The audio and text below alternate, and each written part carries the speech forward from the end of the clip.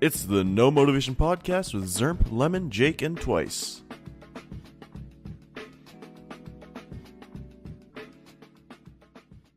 Fifth episode of the podcast. So soon. We're back. Fifth episode. What is up, No Motivation Nation? I'm your host, Nightwing. That's a pretty good intro. But yeah, I'm excited because we're doing these quick. We're trying to catch up. We're gonna catch up to shows like Slime and shit eventually.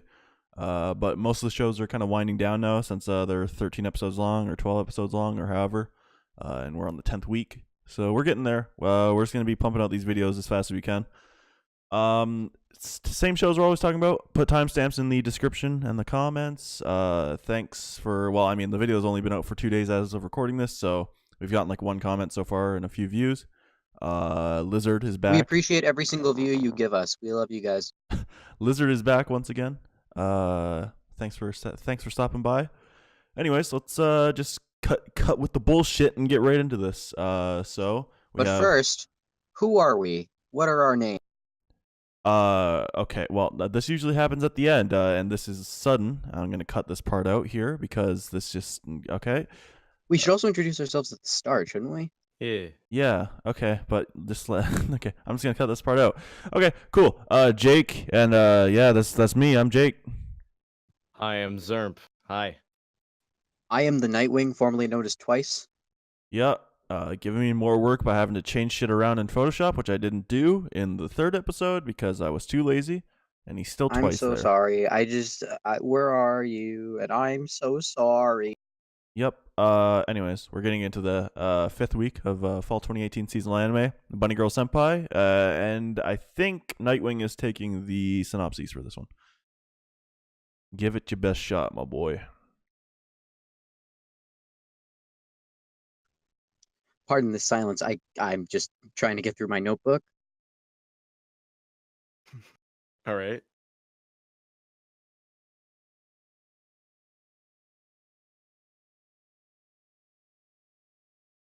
So this is a great podcast, guys. I'm cutting this part I'm out. sorry.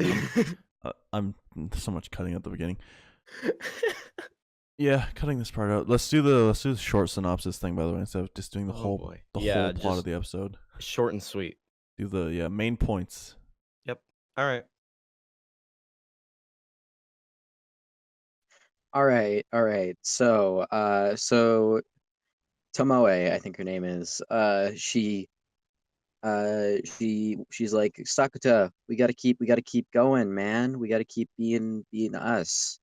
And Sakuta's like, no, because like he loves Mai, obviously, but he goes with it anyways because he's a weak fool. And wow, these notes are minimal. Can somebody else take the reins here? I'm very sorry. Oh boy. All right, here we go. So it turns out that I'm doing the synopsis for this episode because not enough I notes am taken. so sorry.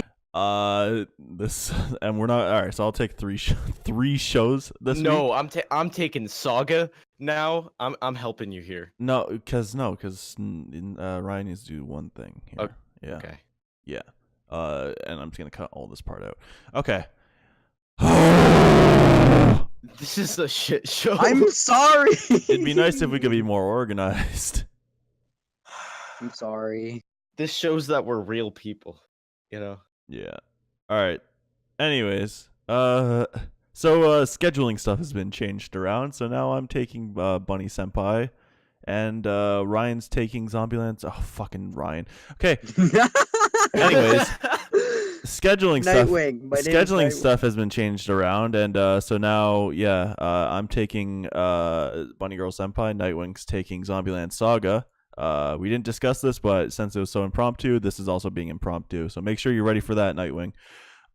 This episode of Bunny Girl Senpai, we see that Mai is listening to Sakuta's explanation for what the events that happened in the last episode, and she seems all right with the things that are happening because Sakuta still has his heart's still there for Mai. He's like, yeah, I still like you. And she's like, well, what's the point of punishing you? You're just going to enjoy it anyways, you masochistic fool. We see they go, Tomoe and Sakuta, they go out on a date and some stuff happens and people get sicknesses from spending a second in water. And then we see that Sakuta has a little bit of a, like, he stands up for Tomoe at a subway station or a train station, I suppose, because people are talking shit about Tomoe behind her back, and he's not cool with that. And so he beats the shit out of the dude that was spreading the rumors, which was the guy that was originally hitting on Tomoe. And I guess not beat the shit. I guess wouldn't be the right term, because he more or less just kicked him in the face with a shoe that he said he stepped in shit with. And we get a little bit more dialogue at the end of the episode from Tomoe and Sakuta, with Sakuta ending off the dialogue by friend-zoning Tomoe by saying, like, after all this shenanigans are over, we can still be friends and shit. And we see that, like, just before the credits happen, Tomoe doing some homework or something, gets a message from a friend of a YouTube video, sees an ad of Mai, and starts looking like she's worried or something.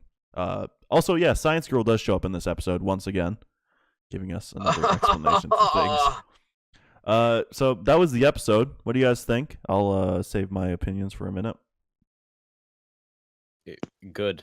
Yeah, but the episode was just good. The first 3 episodes were some of the best anime I've ever watched, but now it's just kind of like also 4.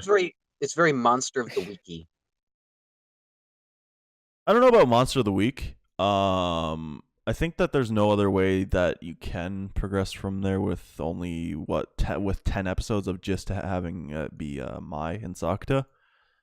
You can't stretch out something like that long. But I think that this arc isn't as good as the first arc, but I think that this episode picked up some stuff, and we're getting to see a little bit more of that.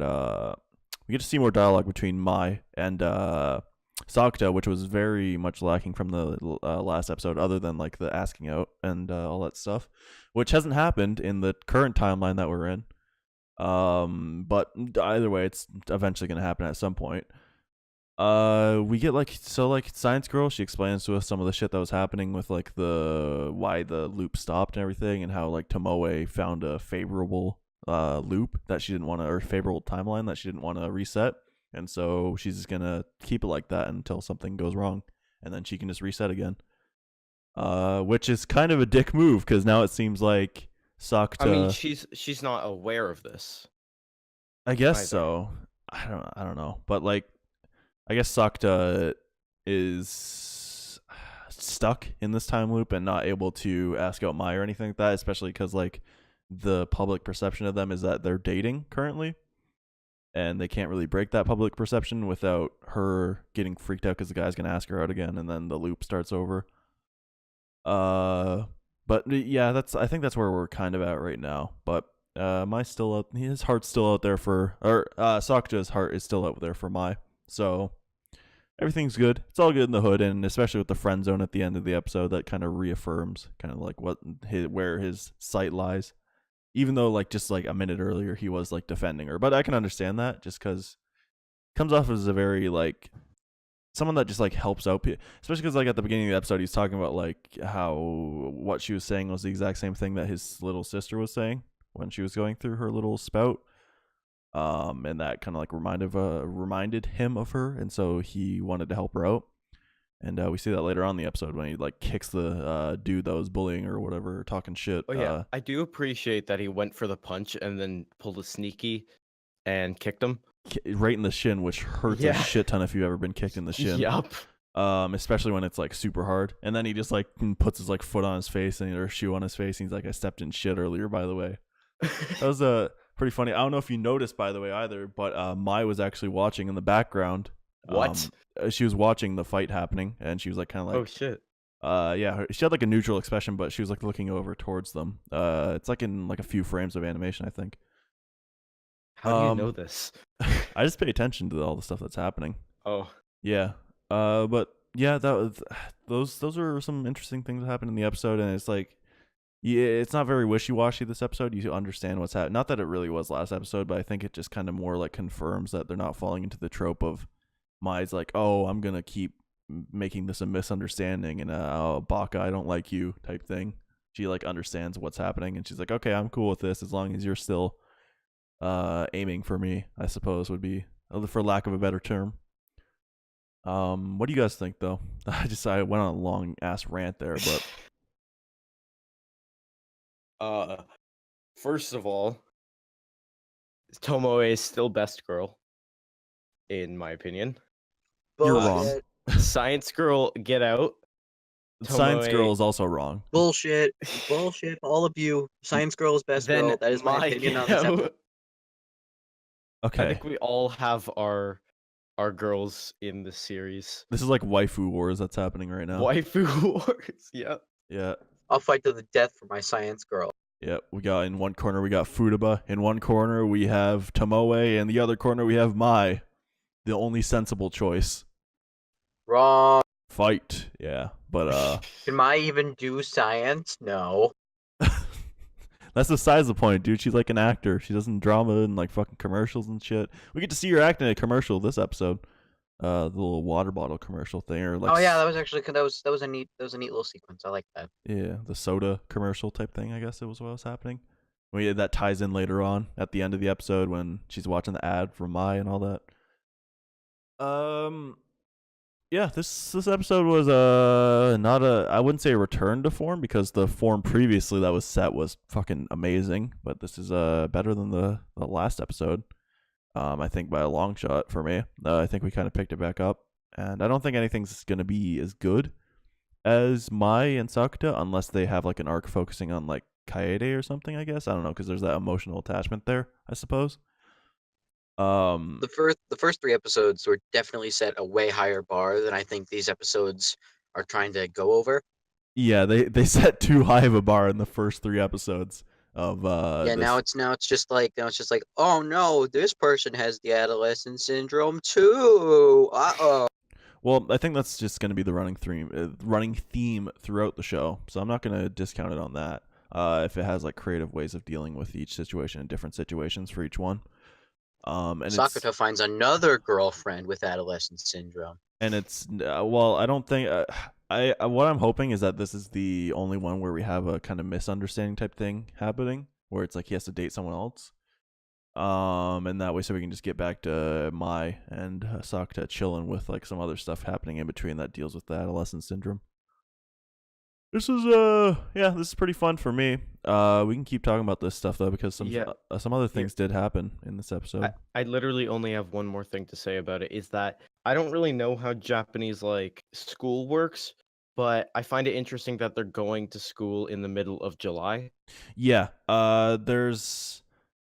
it's weird. There's not really a summer break in Japan. It's hard to explain. It's kind of like it's not optional school. Well, okay, they have a summer break, but what happens is anybody that's involved in clubs or anything like that or sports, they still have to go to school. And their summer is a lot shorter than it is here. I think it's like a few weeks, maybe 2 or something like that. And then they're right back into it. So yeah, and I don't know. I'm not certain exactly how it works, but that's along the gist of how school works for that. And I think an interesting concept for a story for this show would be fucking addressing how unhealthily Sakuta dealt with his little sister getting adolescent syndrome. As in, instead of confronting the issue, he shut her in. Well, that was the only solution that he had in the first place, and their parents, like, or at least the mom, couldn't deal with it, I suppose, and like she like ran off. And he found that like removing electronics from her like area, like from where she is, except for the television, apparently. Yeah, well, yeah, I don't know if it's electronics specifically or maybe social media, I suppose. I think it's direct messages towards her, not towards other people or other things I think like that. Anything that deals with like social media or stuff like that. It would have to be involving her. So I guess, yeah, I understand that aspect. I don't think it's exactly unhealthy that and it's not like Kaede's in a situation right now where she's like not enjoying her life or anything. She's just chilling, trying to be the best Emoto for Sakuta, which keeps rejecting her advances as she tries to like get under his pants or in his pants. Under his pants. Under his pants, yeah. I was thinking of under the pants. I was thinking of underpants. Welcome to the dark realm. I was thinking of underpants from Senor Pello for a minute there. Oh, like that's why I said yeah. But Yeah. The date stuff, we didn't really talk about that too much. They went on a like little fake type date thing, and they were talking about just like some of the stuff that was happening, and how Tomoe like moved from a like a country area into the city, and so she had to like change her like appearance and the way she talked and everything to try to like fit in with all the people, which is why she doesn't like not going with the flow, because then she gets like she fears that she's gonna get outed by all her friends and everything. And we see that her friends aren't really good people anyways, because like as soon as Sakta like steps on the dude's face with his shoe that he stepped in shit with, and like the girl that was interested in him that was friends with Tomoe was like immediately not interested in him. He's like, well, then she wasn't interested in him in the first place if it's like that. But speaking of stepping in shit, Yes. Oh, I guess that works. What do you mean? the next show is Goblin Slayer. Yeah. You all know So my we're not opinion at this point. transitioning into the next show like that. I just have a few more things that I want to end Okay. off. Oh, with I'm sorry. there. I thought you were done. I'm sorry. No, Sure, I'm not. let's do it. No. And we also need to say how we feel about the episodes at the end here. But yeah, the date stuff that happened, they like met her friend there or something. She had like the twin tail thing going on, and like she lost her keychain or something. Tomoe falls in the water trying to get it at like the ocean or whatever, and like catches a cold immediately right after. The fucking anime get sick from staying in water for 2 seconds trope. It's pretty funny, and like you get a little bit of teasing. There's a lot of teasing in this episode between Sakta and Tomoe. Especially like where he's like, should I get canned peaches for you next time or something like that, because he gets her like canned oranges for her sickness. He's like, should I get you canned peaches because they look a little bit like your butt or stuff like that. And she's like, what the fuck, dude, stop. Yeah. I liked this episode. I enjoyed it. It was good. It was better than the last episode. Not as good as the first 3 episodes. Maybe almost at the first episode. I possibly. But yeah, I like this episode. What do you guys think? I liked it. Big thumbs up. Big thumbs up. Yeah, I give it a big thumbs up. Yeah, it was all right. I give it like a mediocre thumbs up. Okay. Oh, okay. Speaking of mediocre, Goblin Slayer. Next up on the list. Wow. All right. Nice transition. We have a little bit of a slice of life episode happening with Xhermp, I think it is, or is that me? No, it's me. Okay, yeah. It's All right. Xhermp on the synopsis. So, Goblin Slayer heads into town with Cowgirl, and catches up Nice. with his squad. There's just a few scenes at the beginning with like a bunch of mindless chit chat, which we can get into in a minute. Just recap what happens. Just recap the events, not the scenes. Well, That's what he's doing. the scenes are the events. That's what he's just let him keep going. All right. He basically counter girl, I don't know her name. Girl at the counter in the guild. Guild girl is her. Guild girl? Yeah, that's her moniker. All that right. everybody uses. Asks like, "Hey, I want you to be an overseer for like this demotion where they get like demoted from one rank to another for doing something wrong." He's like, all right, fine, I'll do it. So he does help. Then it kind of goes to like a random story of 2 adventurers where they're fighting off like massive rats in the sewer. I think it was a sewer at least. Yep. And and the boy out of the 2 people lost his sword in I think it was just stabbed into the rat because a bunch of like a bunch of like giant bugs came after them, and they just like ran like hell. So a little bit of the episode was just focused on them getting their sword back for some reason. And basically priestess girl levels up, sword maiden appears, gross creatures, and that's it. Not much happened. I will say though that the guy who was getting like that was getting demoted, right, was a complete asshole.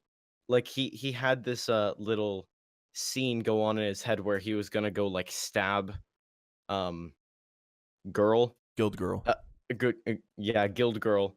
But then he's like, oh yeah, Goblin Slayer sitting there. He's gonna like kick the shit out of me. Yeah, and he's just like looking at him with that fucking like 1,000-yard stare. Yeah.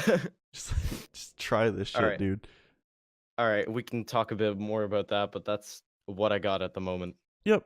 I mean, the episode lives up to the title that it was saying, Adventures in Daily Life. That's pretty Yeah, much what happened. Yeah, I was gonna mention the name of that. Yeah, it was Yeah, pretty cool. A little bit- It was all right. a little bit of chill episode that wore the chill that was going to happen on its sleeve. It was more of like a slice of life type thing that we just get to see what's happening. From the I will say from the manga of this, they skipped over a certain thing that I'm certain they're probably going to put at the end. Yeah, no, instead. they skipped over the rest of Volume 1 for now. That they're probably going to put at the end because it has a little bit more weight, I guess, for animated form. And they took one of these side stories from like a side story manga that Goblin Slayer has, and they adapted it into this episode also, I guess, to add a little bit more fluff to the episode. It was pretty interesting. I mean, it wasn't crazy, but we got to see a little bit in depth into more of the life stuff instead of just walking and talking, which doesn't really accomplish anything except for exposition dumps. We get to see instead that Goblin Slayer is just as autistic out of ruins as he is in ruins. Where he's just like, well, we pick up a goblin's weapon. He like the novice adventurers, they come to him for help. And he's just like, well, if you can't get a weapon, or if you lost your weapon, then pick one up from a goblin. Like, we're not fighting goblins, we're fighting fucking giant rats and roaches. It's like, oh, He's like, I don't know about that. In that case, take a big stick, and that works. Which Oh yeah, he's just like club. yeah, a club, easy to grip or something. It doesn't wear down, which is true. Boy found out that club is greater than sword with his skill set. Yeah, I guess so. Yeah, he's like Yeah. like a brawler or some bullshit. Fucking beat the shit out of a I keep trying to say rodent, a bug, a roach is what Yeah. I'm trying to say. Can we acknowledge the fact that Witch Girl has like fucking a gigantic gap inside her fucking tits, I suppose, because like Yep. she was rummaging around in there forever looking for the candle. Yeah, she grabbed out the she gives the novice adventurers a candle that I think lights up to what they want the most. Like it gets hotter the closer they are to what they want the most, which turns out to be the sword in this case because they're piss poor and they can't afford another sword. And she like roots around inside her cleavage for like a good like 10-20 seconds she trying to find places the it candle. down and boy is just like, oh, okay. Yeah, exactly. And like Witch's partner is just like, he's so, whoa, you guys need help. Wow, you guys are lame or shit. Like, I don't remember what his exact dialogue was. I don't think he's that much of a dick. I think he's just a dick towards Goblin Slayer. Like he was like, I think he was like, when he's like, Witch I think said, go ask Goblin Slayer for help. And he's like, would you guys go ask that weirdo for help? Or something like that. And those novice adventurers also made fun of Goblin Slayer, I think in an earlier episode when he was taking Goblin Quest and like, oh, he has dirty armor and shit. This guy must be a novice adventurer like us. We do see also Goblin Slayer fixes up some maintenance stuff on his armor and such. He goes into like a store and all that. And this he had like fuck, I forget the exact scene, but he got some of his stuff fixed up, I remember. Yeah, I don't know what else was there. There was like I do find it interesting that they combined parts of Volume 4 and Volume 2 of the manga together. Have you read in the this manga? episode. I have not, Okay. actually. All right. But I do find it interesting that they would do something like that, just combine it like that. Yeah, mixing around pacing stuff. The thing that they're doing with Goblin Slayer that they needed, like they need Goblin Slayer for, that wasn't a demotion thing. That was like a promotion exam. And it turned out that he like cheated and shit, which is why he got demoted instead of getting promoted. Like Priestess actually did get promoted this episode from porcelain to obsidian. So she's working her way up, getting that XP farm off of a Goblin Slayer. EXP share from Pokemon, I guess, kind of like that situation. Which, by What? the way, is broken Princess now. is evolving. She's now Oh yeah, obsidian. the XP share in Pokemon now it shares Broken. all the XP with your entire team and it levels them all Yup. up. Which is You broken. don't but even have to like apply it to a single but I digress here. Before we get a little bit too off topic. into Pokemon. Yeah, into fucking Pokemon. Yeah, this episode was all right. I don't hate it. I don't love it. Cowgirl's in it, which immediately makes it amazing. Because Cowgirl's the best girl in this show. Actually, Yeah. you know what? They showed off Sword Maiden at the end of the episode though, and she's looking like a good contest for Waifu Wars Part 2 in Goblin Slayer. Because not gonna lie, she looking a little bit thick. Yeah, but any girls with swords, I don't appreciate that. You must not. You probably won't like Fate then if you watch that series. They should at least like tell me before they just whip it out, you know? Yeah, exactly. It's just the common courtesy, honestly. Yeah. My whole thing still stands here. It's just I didn't not like this episode, and I didn't love this episode. I was kind of in between liking it and being indifferent. I didn't hate it. Yeah. I think it yeah. I think it was pretty good. The manga stuff was interesting. And by the way, I did make a mistake. I haven't read the manga, but I am reading the manga. So, Okay. But yeah, like it is interesting that they did that though. All The right. CG shift still put me off a little bit. Yeah, no, Yup. it's just like he's walking out the door and it's just like CG. What? Yeah, I don't know. It's weird because the studio that's making this White Fox should have a considerable. Maybe they didn't put enough budget towards this show or something. I don't know. It's a pretty famous manga in light novel series in Japan too. I think, if I remember from like looking at estimates. So I don't know why they wouldn't have too much of a budget. But speaking of shows that are fairly popular, or at least the source material is fairly popular in Japan, we have That Time I Got Reincarnated as a Slime next Love up this show. in our crosshairs. And yeah, that little segue that I did, it was, I think I saw a Reddit post the other day where somebody was calculating the amount of earnings that they made. I think it was somewhere like, I don't know. I don't want to exaggerate. So just to be safe, I from what I remember, it was somewhere around a few million yen or maybe a few 100 million yen or something. I don't know. Jesus. A whole damn lot. Yeah, it's making a whole damn lot in Japan, which is kind of spelling good for a second season of this show, possibly, because I don't think they're going to cover all the source material within 24 so that's episodes. about 1 million Canadian dollars. All right. Yeah. Remove 2 zeros for yen. Okay. Yeah. So, or at 2 decimal places, I suppose. By the way, before the whole like synopsis starts, I just want to say, holy fuck. I never really actually sat down and listened to the intro, but holy fuck. The Like, intro and really good. The intro and the outro for the show. Okay, the intro is very good, but the outro is easily the best in this entire It's like, season. for me, it takes a few like times me listening to it in order to get to like, holy fuck, this is good. You should listen to the ending song, because the ending song is probably the best in this season. Yeah. But in the intro, the piano, holy shit. Yep.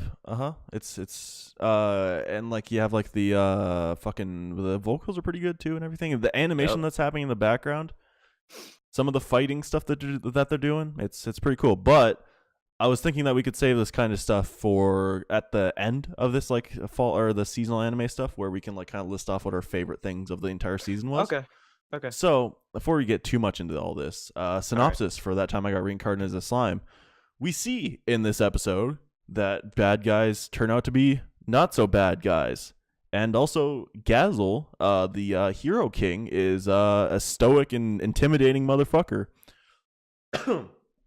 And so just to get into this little thing, this synopsis, we start where we left off last episode with our whole crew just partying inside the elf bar. Get a little bit of more side of the establishment, a little bit more tasteful fan service, and we we get a little bit of a like hint, I suppose, maybe a little bit of foreshadowing, when we see that one of the elf girls is like, hey, I know how to do this crystal ball stuff, and I can predict loosely what your future would be. And then Kaijin just like Um, perks up. He's like, "Who?" Yeah, exactly. And it turns out that the one that Rimuru's to be fated with is this girl that apparently looks Japanese, according to Rimuru. Which isn't, I guess, this has already been established before by Veldora, where he's like, other people come to this place from different worlds. So it's not all too far-fetched, I suppose. The rule does exist that people can come from other worlds. And we do see in the very first episode a girl from, like, World War II Japan gets teleported away in, like, this little fire tornado type thing. But we actually do get at the beginning of the episode, we get a little bit more like exposition kind of stuff, like setting up future events. We get big bad guy Vesta that was mentioned in the last episode. He comes in and he's all like, blah, blah, blah, bad guy stuff, typical. Kaijin fucking knocks his lights out. They get arrested again.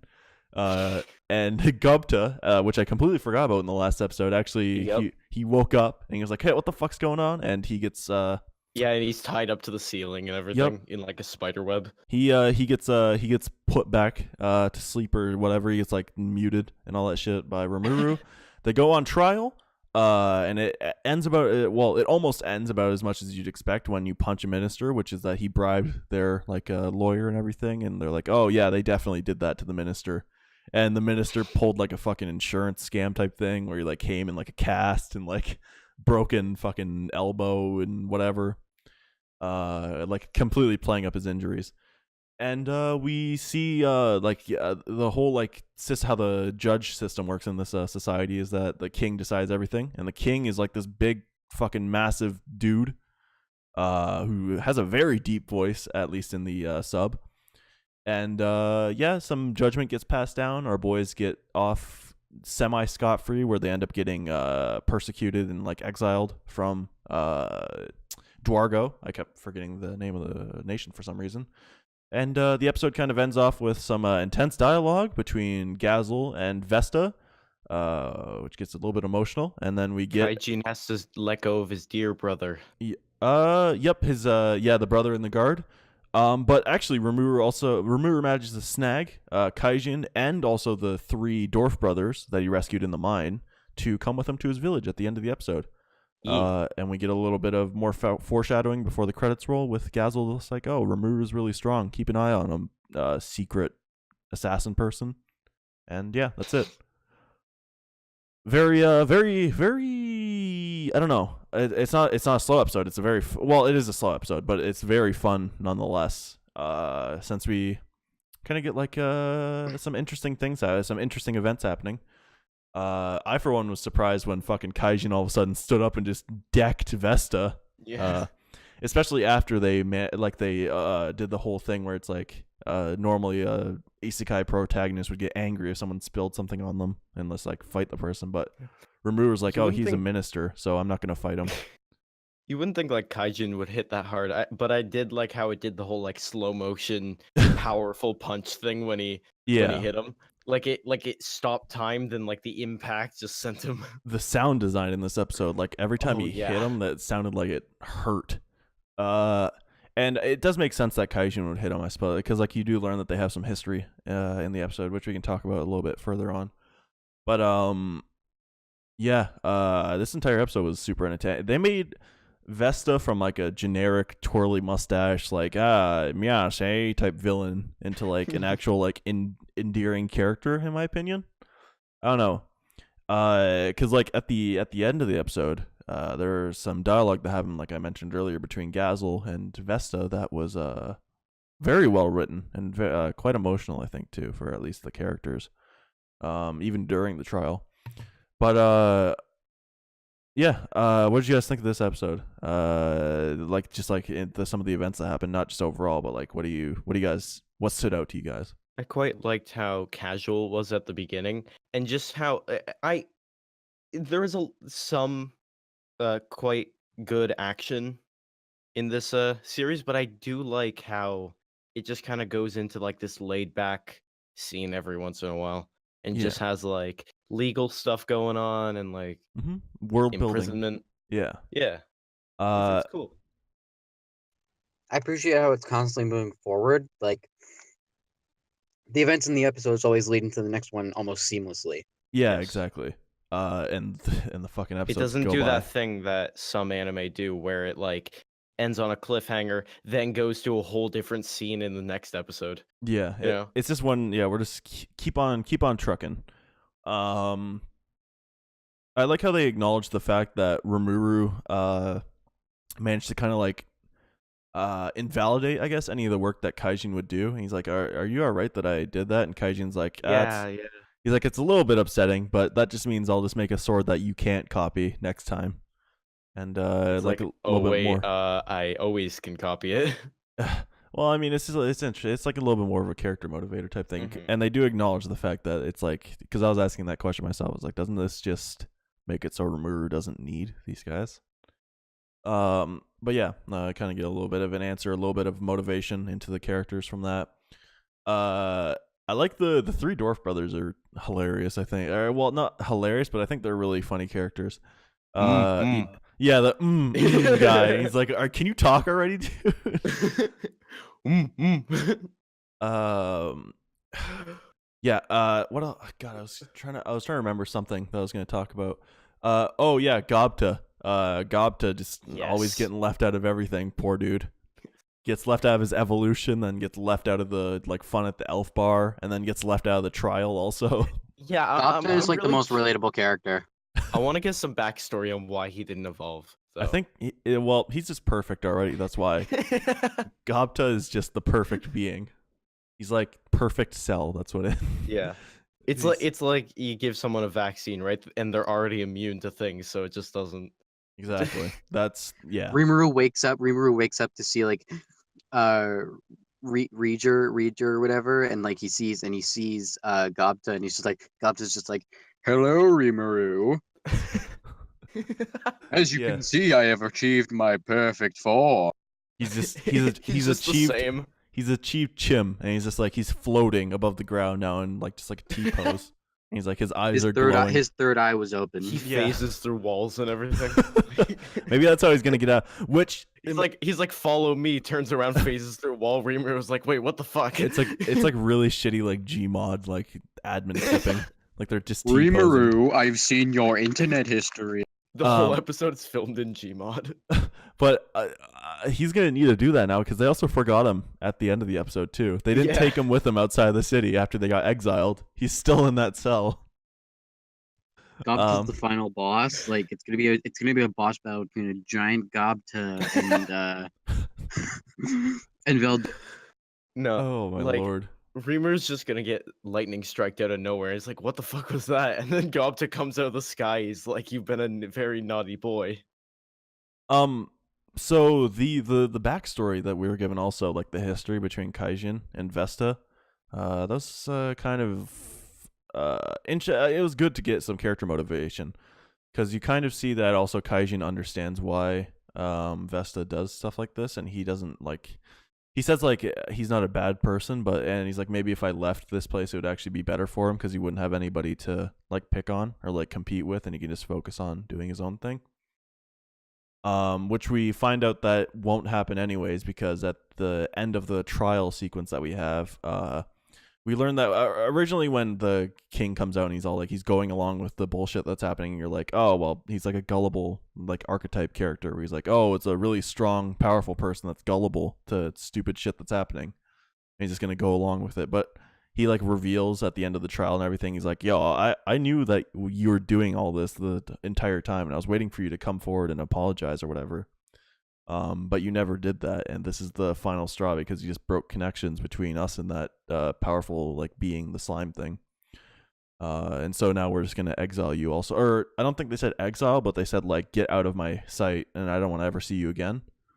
And we get that little bit of a breakdown from Vesta because we see that actually the king was thinking of making Vesta his retainer, I suppose, which I think means like the next in line for like ruling or things like that. And even like he was saying like, oh, I had a lot of high hopes for you and everything too. And we hear that Vesta's like, oh, all I want to do is like serve you as a king. And we get like some flashbacks as him as a child, and he's like admiring the king and everything. And he's like, where did I go wrong and all that stuff.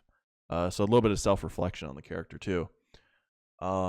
which made him a little bit more sympathetic, rather than earlier on in the episode when he was more of a stock, cliche villain type person that's just a dick to be a dick. We get like over the span of one episode, we get enough character building that you kind of understand his motives and you understand why he does some of the things he does, and then you understand how much of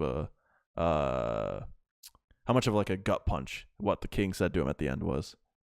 Especially like even in the animation itself, you see that he's like breaking down and everything. And I thought that entire court scene for me was probably that was really good writing. That's probably the best writing in this series so far.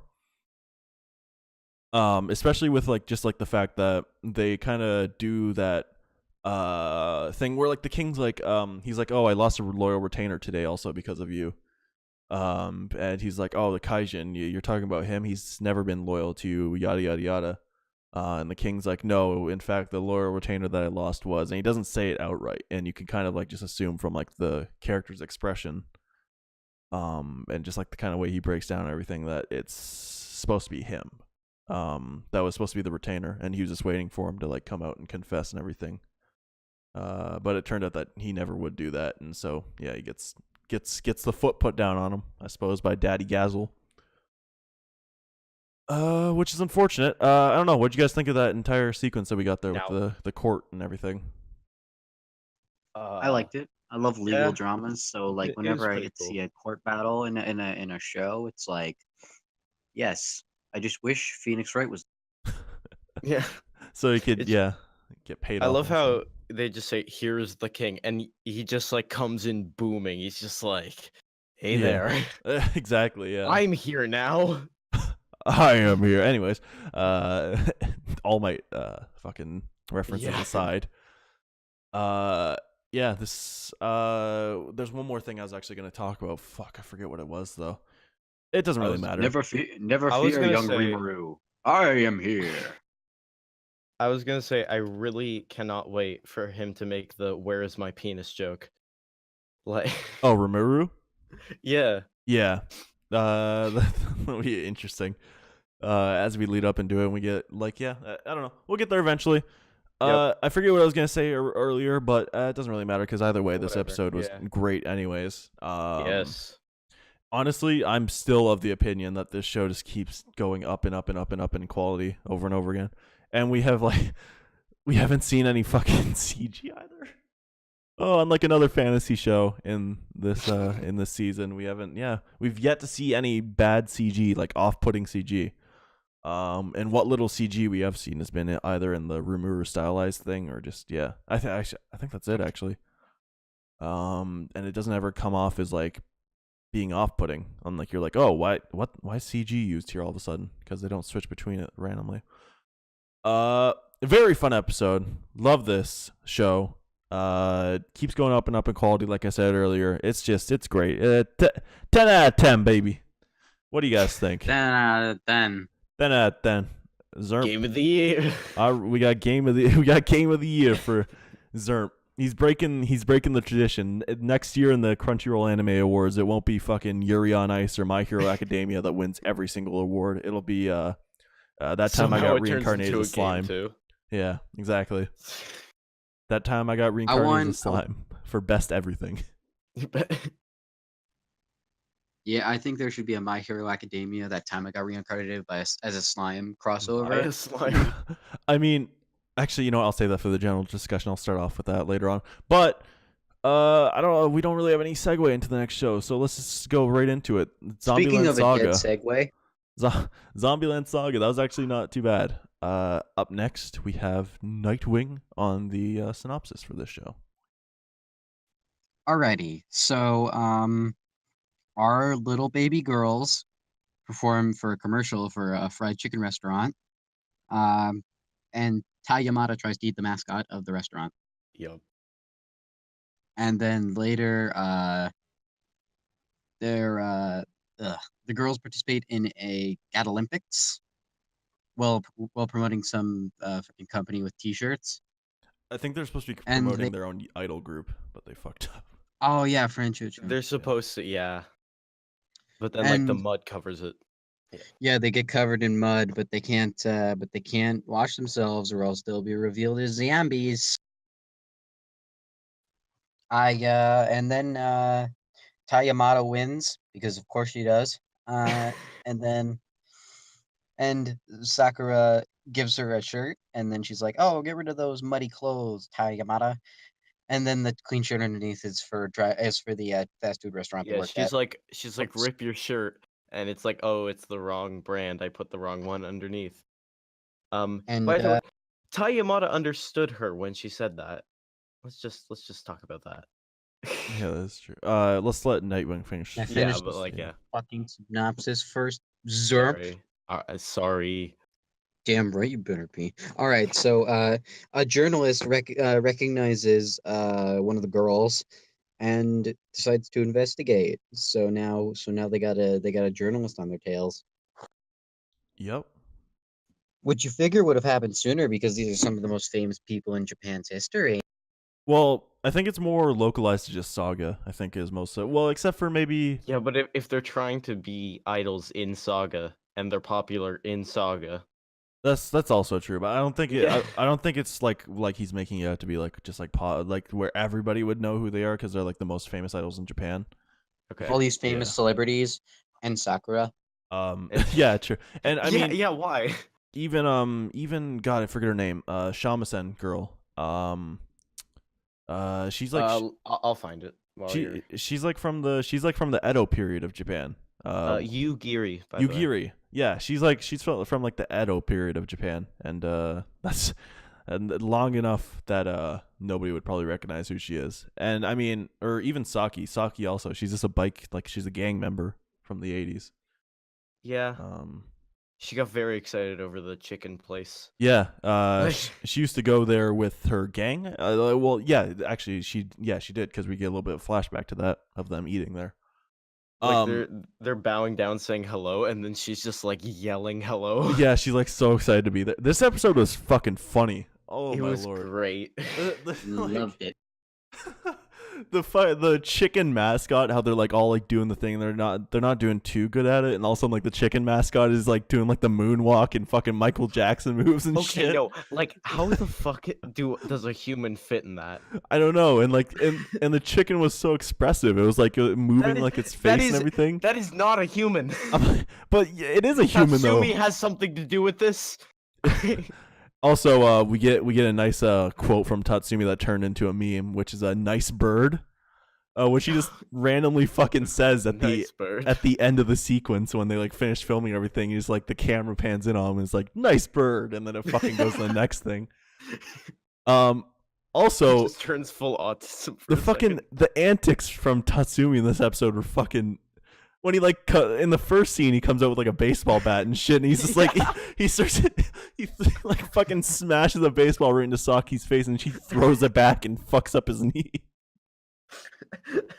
And like the second time it happens, he like comes in with like French music playing. He's like sniffing a baguette, and all of a sudden he starts beating the shit out of somebody with it.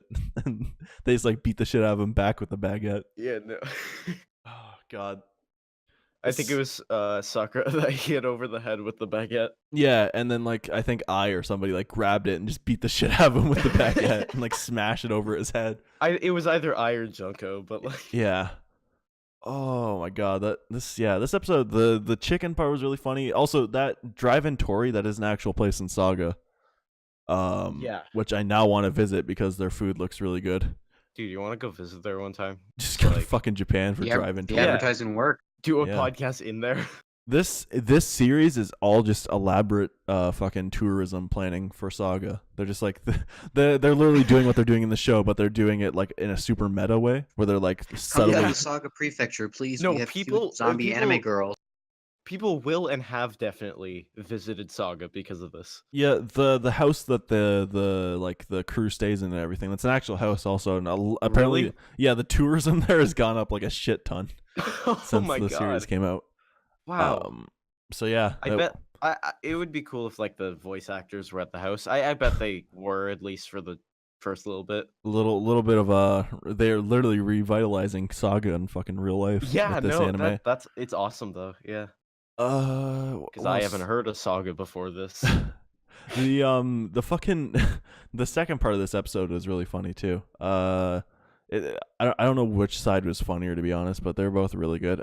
Just like a lot of the physical humor that was happening in the second part was really funny. Like Policeman A, like demoing the bike trial for them, and then he just falls into the mud, and like his head's stuck in the mud, and he's still riding his bike normally. Okay, Like upside down. So I found this article that's saying over the course of a single day after the release of the first episode of Zombieland Saga, over 1,000 visitors came to see the fucking house. Wow, Jesus Christ! I don't know how they Yikes. found it in the first place. No, it's a cool house. Yeah. It's crazy. Yeah, this episode was really funny. Compared to the last couple, maybe last one. I did a big old haha while I was watching it. Yeah, I laughed out loud a few times in this episode. Especially with just like fucking Kotaro. I don't know. Some of his stuff never gets old. Some of his stuff does get old, but just like the gags that he had in this episode were really fucking funny. Especially just to see the fucking girls fight back for once and just beat the shit out of him. He starts like groveling at the ground and scooping up dirt or whatever he was doing. Yeah, this is a big ol' yes for moi. Big ol' yeah. I don't know if you guys want any This episode gets a fat yeah from me. Yeah. Okay. So yeah, fat yeahs all around the board. All So I'm curious about is in the real house, does that room exist where they're all sitting down in the chalkboard and stuff? in the like a jail cell in the basement, Like of the jail cell. Yeah, I'm wondering if that room exists. or if there's also And I want to live there. a separate like guest house attached to it that has like an idol training area or whatever, Yep. like one of those dance Oh, studios. yeah. Yeah. It's just got a studio in it. I don't know. I don't know if all that exists, but the house itself does exist for certain. Yes. But with all the anime wrapped up here for this week, I guess we should get into our final verdict stuff for where we've placed the episodes or the series from this week into this segment, I guess. So we'll start with Nightwing first. Alrighty, so from the top, number one would have to be Super Mario Brothers 2, baby. Game of the year every He year. did it Yeah. fucking again. Oh my lord. Okay. But actually, it was that time I got reincarnated as a slime, which pretty much should be like Super Mario Brothers 2 because it's my favorite. It's literally been my favorite every episode, I think. But yeah, it was a great episode. Had lots of fun. Love my boy Rimuru. What a lad. Number two, Zombieland Saga. The episode has a bunch of jokes that I really, really, really love. Number three is Bunny Girl Senpai because, it's not bad, but it's just not as good as it could be, you know. And number four is Goblin Slayer because as much as I might enjoy this down to earth slice of life episode, I just don't like the characters except you, cowgirl. keep on pulling carts, cowgirl. All right, so we got Xhermp up next here. What are you? All What right. are your final verdicts, boy? Actually, my list is exactly the same. It's Slime, Saga, Bunny Girl Senpai, then Goblin Slayer, for pretty much the same reasons, actually. All right. Well, my list is a little bit different. Kind of the same, I guess. We have a number one. We have got no. I'm just kidding. Don't put me to death, please. Putting you to death. Too late, bitch. Number one, we got Slime coming up here. It's the new king, and it's the new king in town now. The new Fresh Yep. Prince of Bel-Air. I don't know if it's gonna get dethroned ever by Bunny Girl Senpai unless Bunny Girl Senpai has more episodes like the first three. Not to say that the episode I thought was bad from this week. I thought it was very good. I just didn't think it was as good as the original three, which is why it's not up there instead of Slime. So which leads into my next one, which is right below it. We have Bunny Girl Senpai, which I pretty much explained the reason why it's there in the previous like little thing that I did, little sentence I said. Zombieland Saga at number 3. I think it's very close to Bunny Senpai this week though for me, just because so many of the jokes fucking landed in this episode, and I was laughing out loud a few times in this episode, which is normally something that I don't do with comedy anime unless it's really funny. And then number 4, we have Goblin Slayer, which I think this is like a situation from last week for Zombieland Saga for me, where this was at like a out of 10 list, it would still stay at number 4, maybe drop down to 5 or 6, but nothing really lower than that. It wasn't like, I think it's more of a circumstance of how short the list is in this case. than it is the episode And quality. depending what anime you would put on the list. Yeah, depending what anime I put on the list too. But I didn't mind this episode. I didn't think it was really bad. I didn't think it was really good either. I liked it. So yeah, that's my list: Slime Bunny, Zombieland Saga, and Goblin Slayer. My unofficial number 5 is My Hero Academia because I actually watched the last episode of season 3 yesterday, and boy, oh laddie, it was a trip. I'm trying to catch I'm not up. gonna spoil anything, Yeah. but he's just a blonde boy doing what blonde boys do. All That's right, all I'll give. just blonde boys doing what blonde boys do. All right. Right, Well, brother? we're kind of at 55 minutes here, so I don't know if you guys have anything specifically for general chat. I had something, but I forgot what I was gonna say. we can So I we can currently like have drag nothing. people in if people are willing, but I don't know. That takes a little bit of time, and we're at 55 minutes. I want to try to cap this Let's out. talk about around. Pokemon. oh yeah, by the way, Smash 5, baby.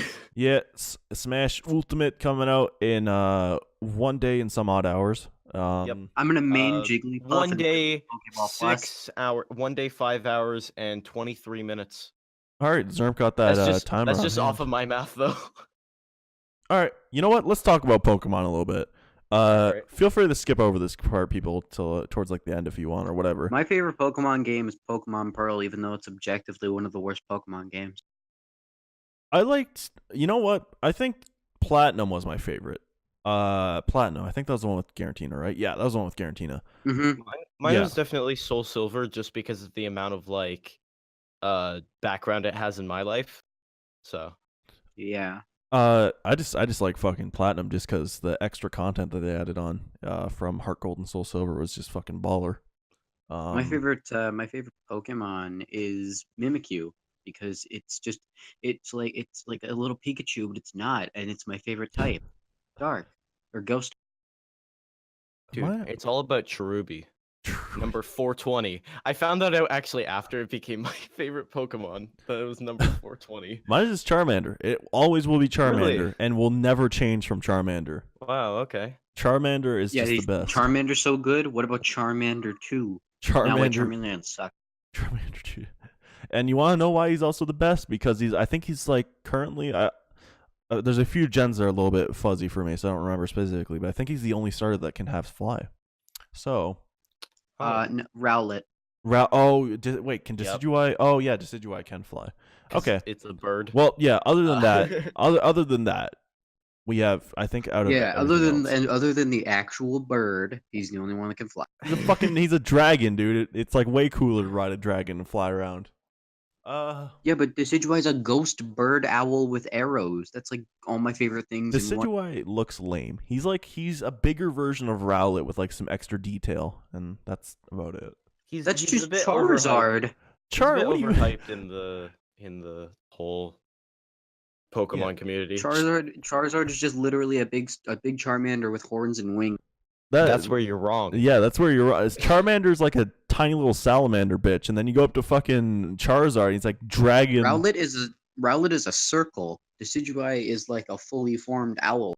But they still both look like owls. I think Nightwing doesn't like Charizard because he lost his holographic Charizard when he was a kid. Oof. Don't bring that up. It'd be like that sometimes.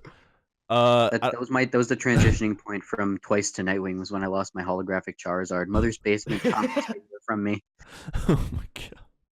More Mother's Basement. We're just not making any friends in the fucking Anatube community. Holy shit. I don't care. He made like one good video. I watched it. I liked it.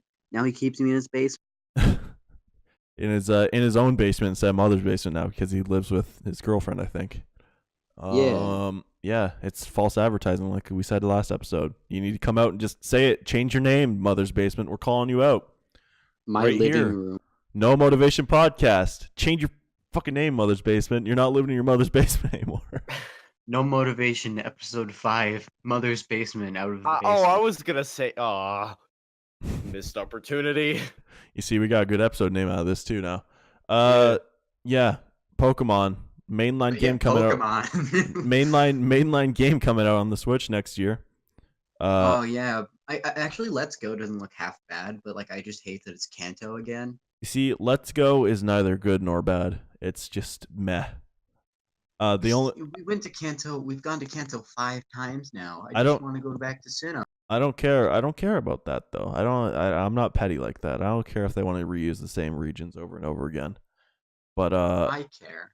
especially because as you go further on into like the generations, you start getting Pokemon that shouldn't be Pokemon. Like yeah, like literal pile of garbage and ice cream cone. and purple sludge, eggs, upside down Pokeball. a fucking what about a keychain also? A fucking keychain. What about magnets? That's one of the fucking thing.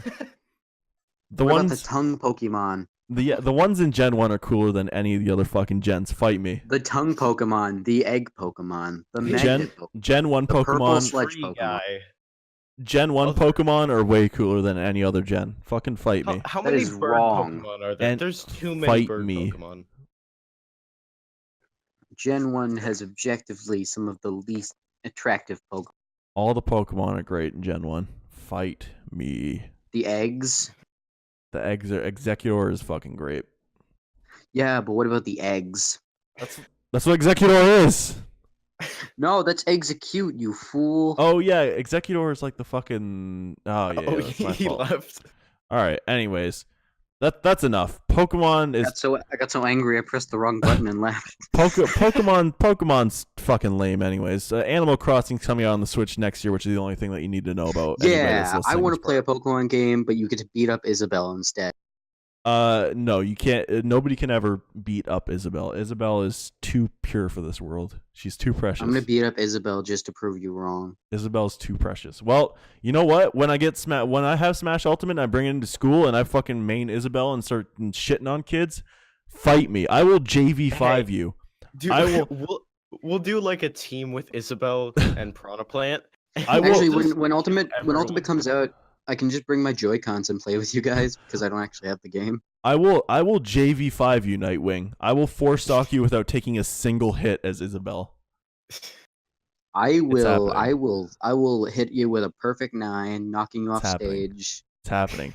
Game & Watch is shit. Fine. Game & Watch is cool. Game & Watch got a bunch of buffs because of his new animation. He's fucking lame. I will become Ridley and I don't know, fly or something. I don't know what Ridley does. I'll be Ridley and I'll be purple.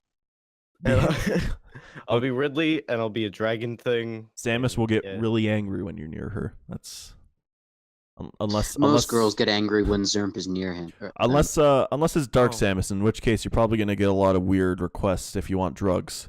Oh. Probably just best to step out of the situation at that point once you start getting offered phase on. Yeah, Dark Samus. You can't Hey, trust girl, those you dark want characters. some Dark Pit, Phase Dark on? Samus, Black yeah. Villager. Can't trust. Yeah, Black Villager. I mean, Villager already was looking pretty shit. You know what? I'm gonna stop us right here and end the podcast off before we start getting fucking harassed by people. do it, Xhermp. Xhermp, say the N word. Anyways, yeah, this was episode 5 of the No Motivation podcast. I'm gonna end it off here before anything racy happens. Welcome back to the Kaede Appreciation channel. That's wrong. He's wrong. Kaede is not best girl. We're starting a cult. Kaede, yeah, the Kaede cult. Because just gotta give head pats to all the Kaedes out there. I will never be roped into your cult.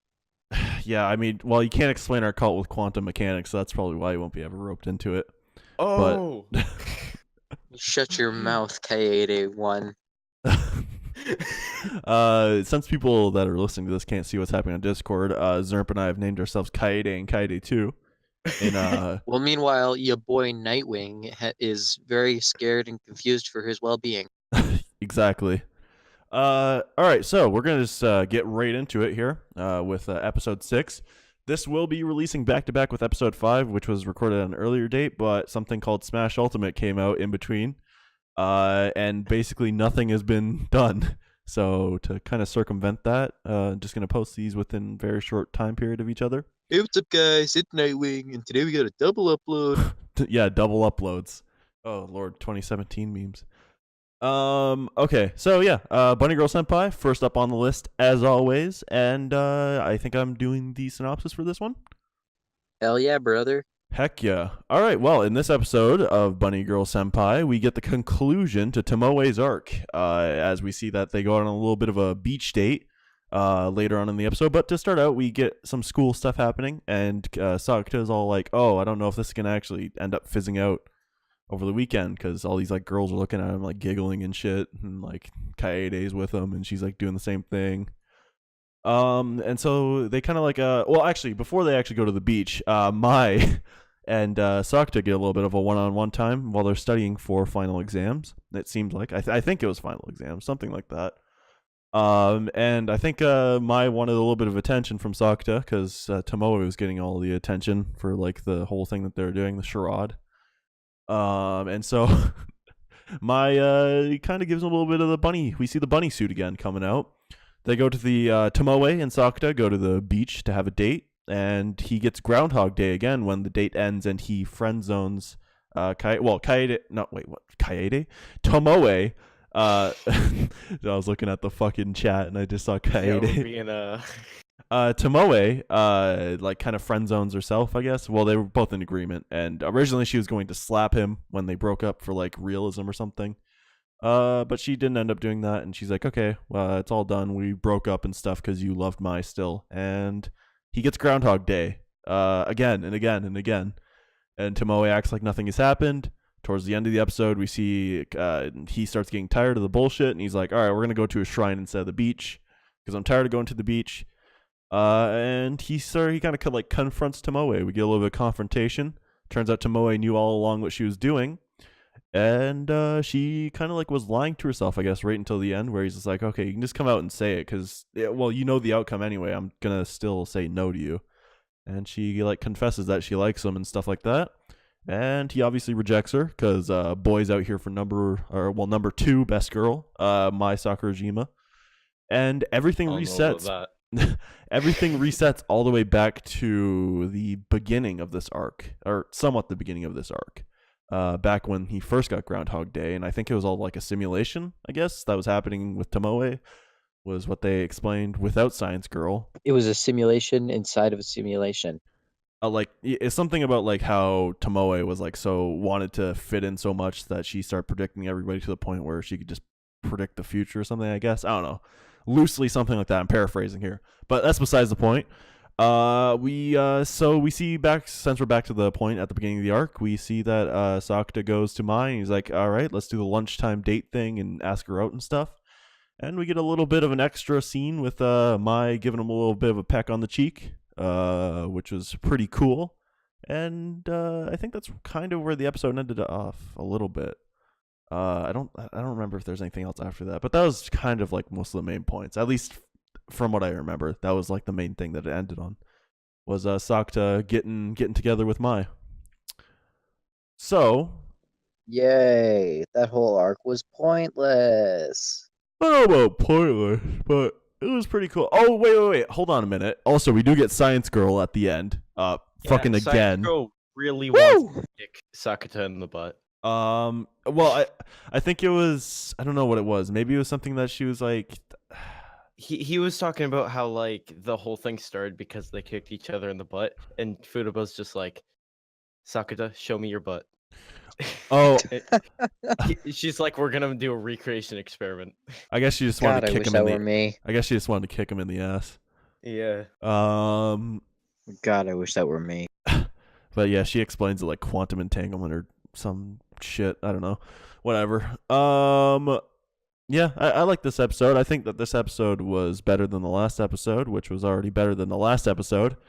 So we see this for anybody in math class right now. A little bit of a sinusoidal function happening here, of just going up and down over and over again. Yep. And this I think, in my opinion, this episode was as good as the original 3, as the OG 3. That's just my opinion, though, because I felt like I do agree with that. That it was quite good. Yeah. To quote the character of Colress, I disagree. All right, why do you disagree, Nightwing? Here we got a little bit of a disagreement. Like, I think the first disagreement on the podcast. He also disagrees with the Kaede. There's something wrong. I don't like how this arc wrapped up. Really, the whole that she was like faking it till she made it, and the fact that this whole arc was just pretty much nothing happened. As in, like, stuff happened, but it was all erased. So what was even the point of seeing it? Well, I think it was more the case where it was going through the arc of the character of Tomoe and how she kind of like progressed as a character into how the series ended off with. Which we I forgot to mention in the synopsis, but we can talk about it here, I guess. Which we do see that she actually grows from it, and that like in the scenario or in the original like timeline or whatever you want to fucking call it, where she gets asked out by the guy, she just straight up tells him like no now, instead of like being like kind of like I don't know skittish and like dodging the question or whatever, trying to hide from him. She's just like, nah, Yeah, I like someone else. she's like nah, and then she's like fucking Sakta, you jackass, and she said something like you made a woman out of me or something. He's like he's like that sounds really fucking erotic or some bullshit, and she's like what the fuck are you talking about, dude? Does the like normal anime like blushies and like hides in the shirt or something? Yeah. I also, dude, fucking sucked his face when he was walking down the stairs after getting the kiss from Mai. He was just like, Yeah. Oh in, my god. in a state of bliss. Okay, do you know like the listeners? Do you know like Ditto's smiley face? That was that was Like his the face. Pokemon? Yeah, yeah, yeah. A little bit, yeah, a little bit like that.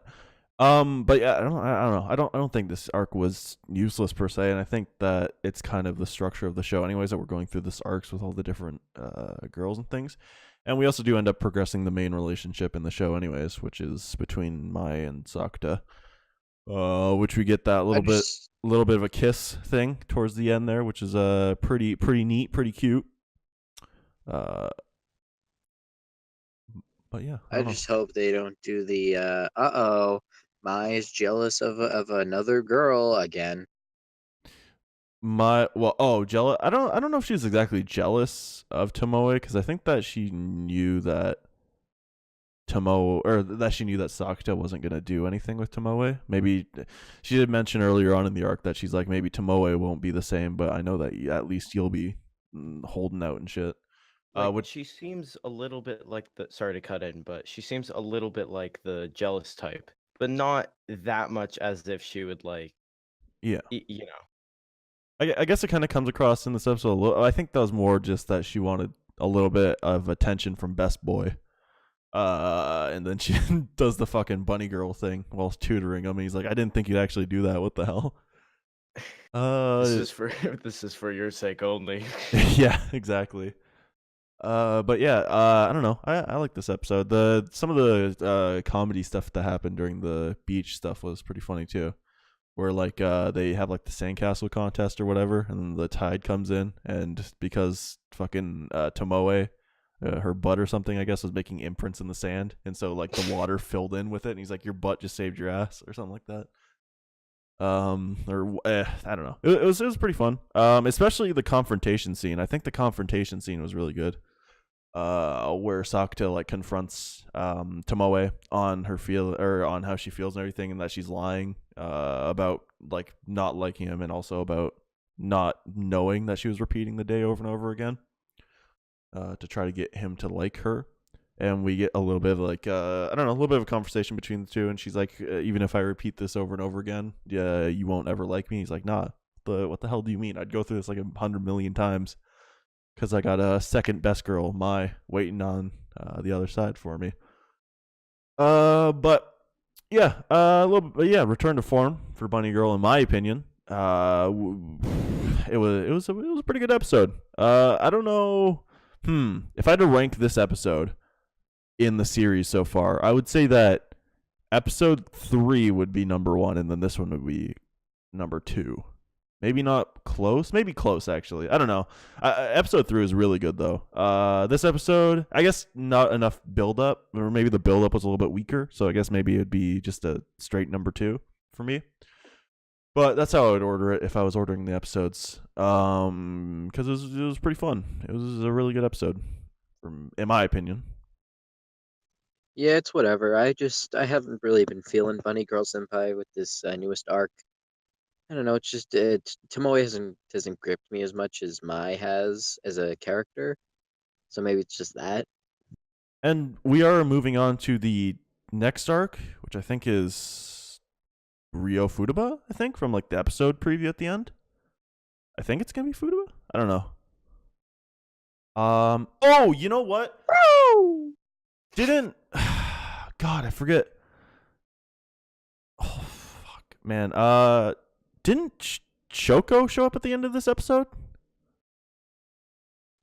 I don't remember. Shoko Mikinohara or whatever. There's like it's like raining and they're walking back from like a grocery store or Yes. something. Yep. And I remember the that, girl that Sakuta was mentioning earlier on in the series, I think in like the first episode or maybe the second episode, she shows up with like there's like a cat in a box or something, and like she's all of a sudden like a grade schooler, from being a high schooler. Which I don't know what they're gonna do with that. Maybe that'll be the next arc, I guess. No, it's Futaba from the fucking preview. Actually, never mind. Yeah. But she's gonna be mixed in somehow. Also, there was a movie announced for Bunny Girl Senpai, and I think from what I heard on Reddit and just shit from just reading stuff about the movie, apparently it's gonna be focused on Shoko. I'm not certain. Don't quote me on that, but I don't know. She's a character in the show now, and she exists. So maybe we'll talk about that a little bit more. Why she's all of a sudden a fucking grade schooler. Cat was pretty cute. I mean, it was a white cat. It's another cat to add to Kaede's cat harem that she's building. That's like the side story of Bunny Girl Senpai is Kaede and her cat harem. But Where did these cats come from? Okay, guys, this is an intervention. You need to stop talking about Kaede.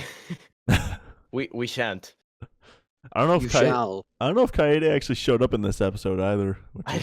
I think once. Oh, Wait, no, because he repeated the day that he repeated a long time ago. I think it was like June 27th or something. And also the second time during like the beach day that he got Groundhog Day. Mm-hmm. He woke up in his bed again and he's like, it's summer. Why are you waking me up this early, Kaede? Like I've heard that cat and that TV make their sounds so many times at this point. Like, yeah, pretty fun episode. yeah, I think it keeps that perfect balance of like everything, and it's upping the romance but keeping everything in check, and it's really good. Yeah, definitely. Like just to echo what I said earlier about just the kiss scene at the end with Mai and Sakuto. That was pretty neat. Yes. A little bit of payoff for like this little arc that we had where it was a little bit stagnant, I guess, for a minute because they had to go through with the stuff. But we got a little bit of payoff at the end. Anyways, I like this episode. What do you think, Xhermp? Was very good. Comparable, or not comparable, but rather same quality as 1, 2, and 3, first 3 episodes. Yeah. It was alright. Yeah, it's alright. Okay. Ness. Okay. Anyways, next anime. Okay. Next anime we have Goblin Slayer. I am doing this. Yay! I love this show. Haha. Which we have Xhermp taking the synopsis on this one. It's actually Kaid 2. Get it right. Oh yeah. All right. So what happened in this episode? Give us the rundown. The GSS, the Goblin Slaying Squad, goes to Watertown. Cause that's the thing. Basically they meet someone who requested them. That person is Sword Maiden. Dun dun dun. Basically just someone who achieved gold rank status and is credited and stuff like that and whatever. She's credited with defeating like the last Demon King or something. Yeah. She's asking Goblin Slayer to rid her town of goblins, and they kind of find out like, oh yeah, it's got to be like underneath the whole city, because the whole city is like on some sort of, I think, tunnel system or something. And they've been just attacking women and kidnapping children, and like, just so Goblin Slayer's like, all right, sure, I'll do that. They go down there, and nearly immediately just actually Elf Girl gives Goblin Slayer a challenge like, hey, no using fire, water, or poison. He's like, all right, cool. And then goblin boats show up, and that's literally the coolest thing that I've ever seen. Goblin boats. They start Get fighting to the people. point. I'm sorry. All right, people. They defeat the people in the goblins in the goblin boats. And then they start like using all their abilities. Finally. Generally, I don't have much written down. I'm sorry. Is that it? Woo! I love that. all Good right. job, everybody. Round of applause for our good buddy Xhermp. Also, white alligator boy showed up, if I remember correctly. Yeah, white alligator boy. Yeah. Which they used to kill some of the gobos on the boats. This was a pretty good episode in my opinion. I don't know. It's not like when I say pretty good, I'm not trying to like compare, or I'm not trying to say it's like, because I said the same thing for Bunny Girl Senpai, which I don't think the two shows are of the same quality. But I think that this was a good episode for Goblin Slayer. No, I'm here for that good Goblin Slayer violence. And I would say the level of violence in this is relatively low. And that's relatively. There was some bloodshed, some nudity, but overall, Yeah. meh. Goblin Slayer just strikes me as boring. It's like the same character with the exact same motivation every episode, never changing, never changing things up. I get that there are new characters introduced every episode, but still the focal character of the show is the least interesting one, and that is a problem. I mean, the show is called Goblin Slayer, though, so I don't know if having expectations of anything past that is exactly fair for the show. But for that kind of thing, I get well. I mean, at the beginning, we do see, I don't know, there's like a quick flash that we get of some kind of, I guess it's a new hero or something, and they like find this like girl that's like tied up to like some vine thing, and then they save her from like some kind of group or something. I guess that's like a hero group that's currently happening. But yeah, also, Sword Maiden is officially the best waifu in this show. In my opinion, I think that Cowgirl completely gets beaten by Sword Maiden. And also that Sword Maiden looks a lot like Priestess, which I don't think has any connection, which I know doesn't have any connection, but they look very similar, and I'm gonna guess that the original manga artist and probably the animators just echoed this. Probably just use the two for reference, I'm gonna guess. Probably use Priestess as a reference for drawing Sword Maiden. It's probably similar classes, I guess. I don't know. They're dressed the same, I guess. So maybe similar. It's interesting that Sword Maiden can't handle the goblins herself. I mean, she's someone that apparently beat well, actually, I think we do see a quick cut to like her standing with some other people, and they're like at a Demon King or something. Yeah. So I don't know. It's weird that she can't deal with the goblins on her own. Yeah, she did defeat him, and then he was resurrected. Yeah. Couldn't she like do that again? I think that was it. Maybe I think the hero group that we saw at the beginning actually defeated the Demon King again, if I'm not mistaken. I don't know. There's something that they like. There's like this. I don't know. They beat some kind of big thing that was happening. There's like some big cult or something that they fended off or destroyed. And also we get a little bit, I guess, I don't know, we get a little bit of like Goblin Slayer and all that. They're talking about how did these goblins get these boats and things, alluding to maybe something that's going to happen later on with some setup with maybe there's some other higher power that are helping these goblins other than just like they have like a goblin lord or champion or some bullshit. There's just one fight scene kind of towards the middle of the episode. I think that was pretty cool when they first go into the sewer. And you get like this panning shot like in the sewer, and then you see like it's like in a hallway, and you see like this like adventure, I guess, that went in before them. Who's like, I don't know, he's like stabbed and gouged and shit, and he's like up against the wall, and then you see in the background has like kind of like zooms in, I think. You see Goblin Slayer, hand-drawn animated this time, like fighting some goblins, which is pretty cool. It was pretty it was choreographed pretty good, well. Other than that, I don't know. Goblin boats were pretty fucking cool, in my opinion. The white alligator thing was interesting, because I want to know why that's in a city sewer, of all places. Which I guess I don't know. Then again, in other fantasy games and like tabletop games and shit, there's always random weird shit in the sewers that you wouldn't expect to be there, Like goblin boats. like goblin boats, giant spiders, or in the case of this show again, we have like I don't know what was it, giant rats and roaches and shit. The previous episode, weird things. I don't know. You think that they'd keep the sewers well maintained because like sewers are quite integral for a city to run, unless you want shit coming out of like your sink. I mean, this is like a medieval era thing. True, but I mean, sewers existed kind of like Renaissance, I think, around the Renaissance type era type thing. I mean, they have gasoline currently too, and alchemists and stuff, and I don't know. But yeah, it was an interesting episode. I think that compared to the other episodes, this was a good episode. Because it picks up the pace a little bit. We get a little bit of world building and establishing and stuff like that. And I think we're going back into the sewer the next episode. I don't know. To explore around a little bit more. So maybe we'll get to see who's supplying these goblins with boats and shit.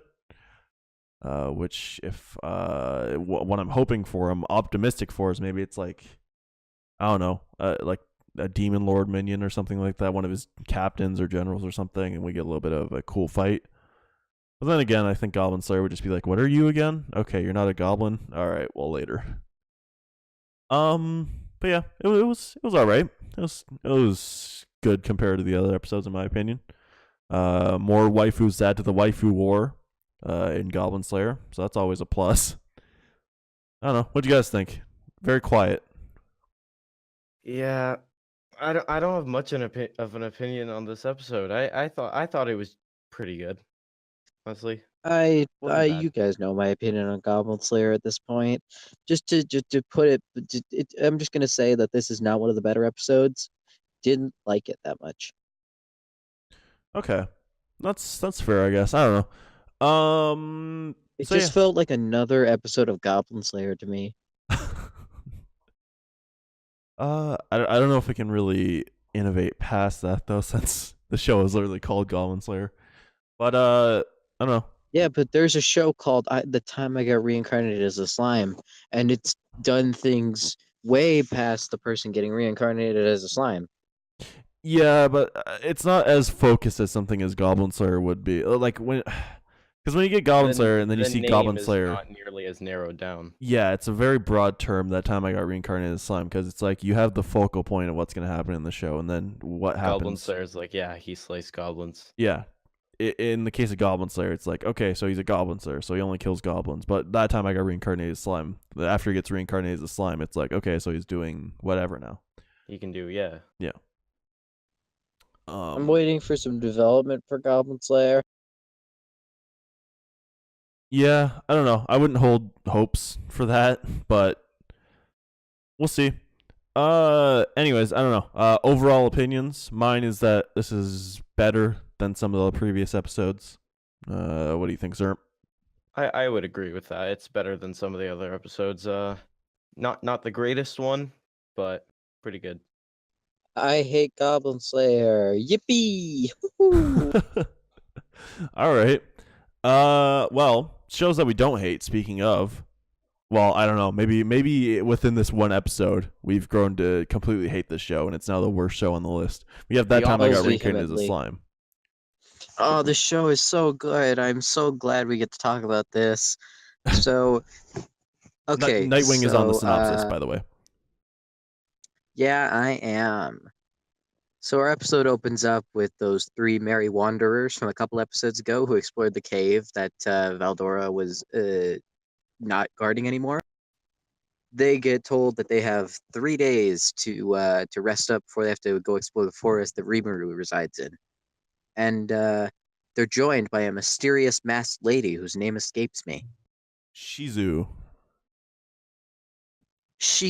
Okay, so the three merry wanderers and Shizu enter the village after Rimuru discovers that there are 500 more goblins who need to be named. So he does that. With the help of the three dwarves, he builds up his village. And when our three merry travelers come to the village, they stay for the night. and Rimuru discovers that girl, what's her name again? Shizu. Shizu is also from Japan, and he figures out that she was there before she was there in war times. And then Rimuru says, "Hey, there was some cool stuff after the war. We got all peaceful and shit." And then Rimuru was like, "Boy, I sure hope I sure hope our village gets to be as good as New York City." Oh, and Rimuru also learns how to do black lightning in this whole episode. So yeah, that's that time I got reincarnated as a slime. Yeah. I will say that's much better than my synopsis. We see a little bit of a flashback too at the end of the episode, just kind of like to when Shizu got first summoned, which we first saw at the very beginning of the series. With the fire tornado. She gets summoned by this Alucard looking guy. Yeah, OVA Alucard looking man. But yeah, this episode was pretty good. There was this fight scene that they had with the fire ants when like the three adventurers. And... Oh yeah, those fire that scene was amazing. It was weird though because it was the first time I noticed a little bit of an animation downgrade, as in they used a lot of like motion lines, or what's the word when the background becomes a bunch of flowy lines instead of an actual background.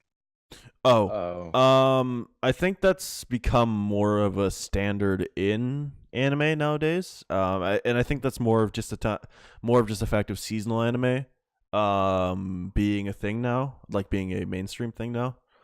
Alright. Where that they have to produce these shows within like the time constraints, and so drawing a moving background along with moving characters that are at the same time being fight choreographed isn't sometimes the most efficient thing to do. At least it's not like at least they're not using like jarring CG or CG. Yeah, it's not episode breaking or show breaking. Yeah.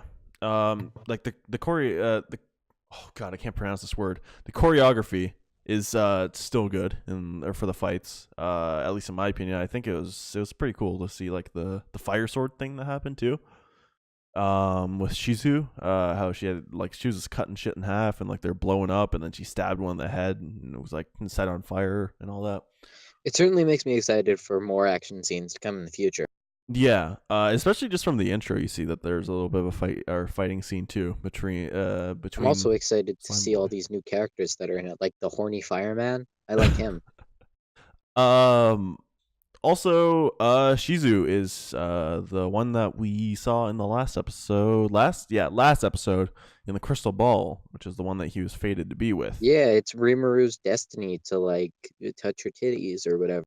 Now I do wonder if she has also done that crystal ball thing. She's like, oh shit. I don't know. But I mean, I don't know. It's besides. Also, to like go back a little bit earlier to what Nightwing just said, that does actually happen in the episode too. What? She gives him a little bit of a pickup, and then it kind of gives him like the elf girl treatment at the in the previous episode. Oh my god. And he's just enjoying life as a slime. Because like he's allowed, or that's allowed to happen with him.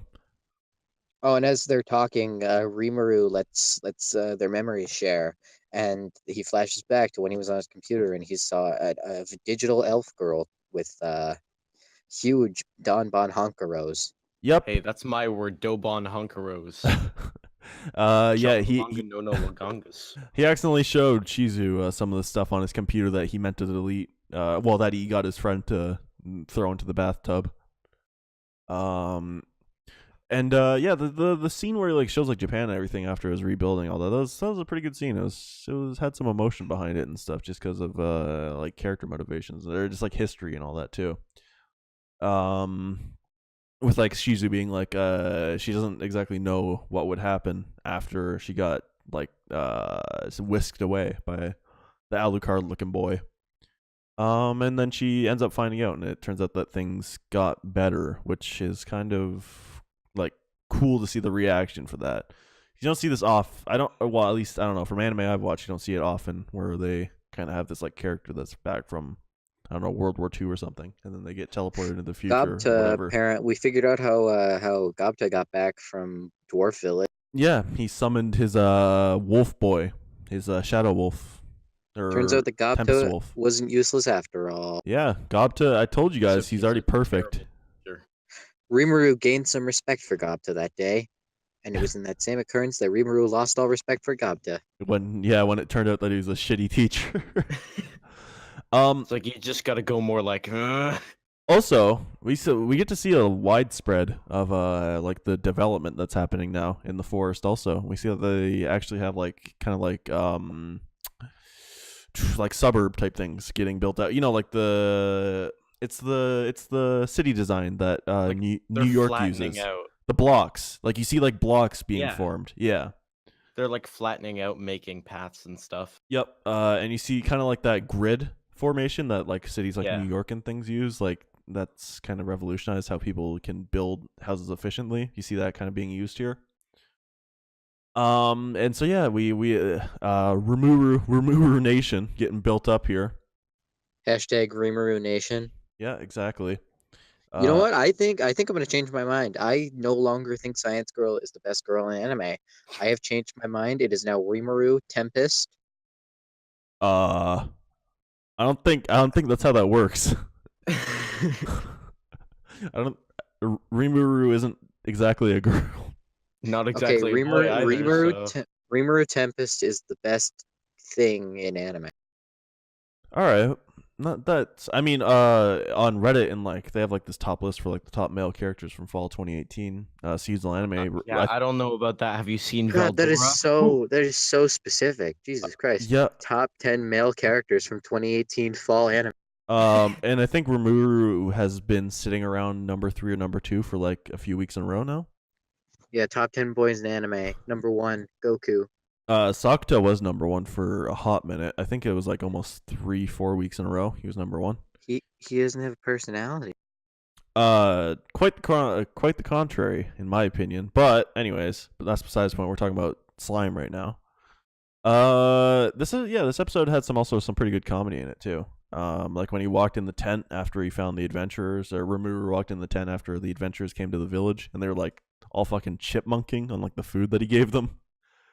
It's pretty interesting to see that like they're Turns fucking. around and it's like, oh, the horror. Yeah, like the cheeks were like full of food, and they're like munching. You hear like the super fast munching noises.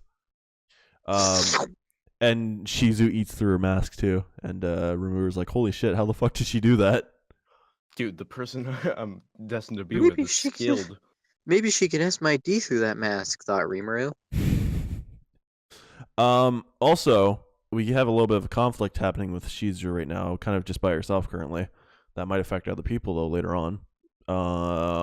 Where she kind of has like this, I don't know, panic? No, not panic attack. I don't know. She's getting some kind of like pulses happening with her or something like that, where like she becomes momentarily incapacitated. Like we see with the fire ant fight, how she's about to like finish off a final fire ant that tried to attack her. And these are giant fire ants, by the way, for anybody that's confused on this. They're not like They're maybe 2 or 3 times the height of the people that were running away from it. Yeah. If they were like standing up on the back legs or whatever too, then it would probably be like, I don't know, 5 times. Oh my god, yeah. But yeah, and like the one like tried to sneak up on them or something, I guess, or maybe they didn't see them. And Shizu tries to kill it, and then all of a sudden like falls to her knees because something happens.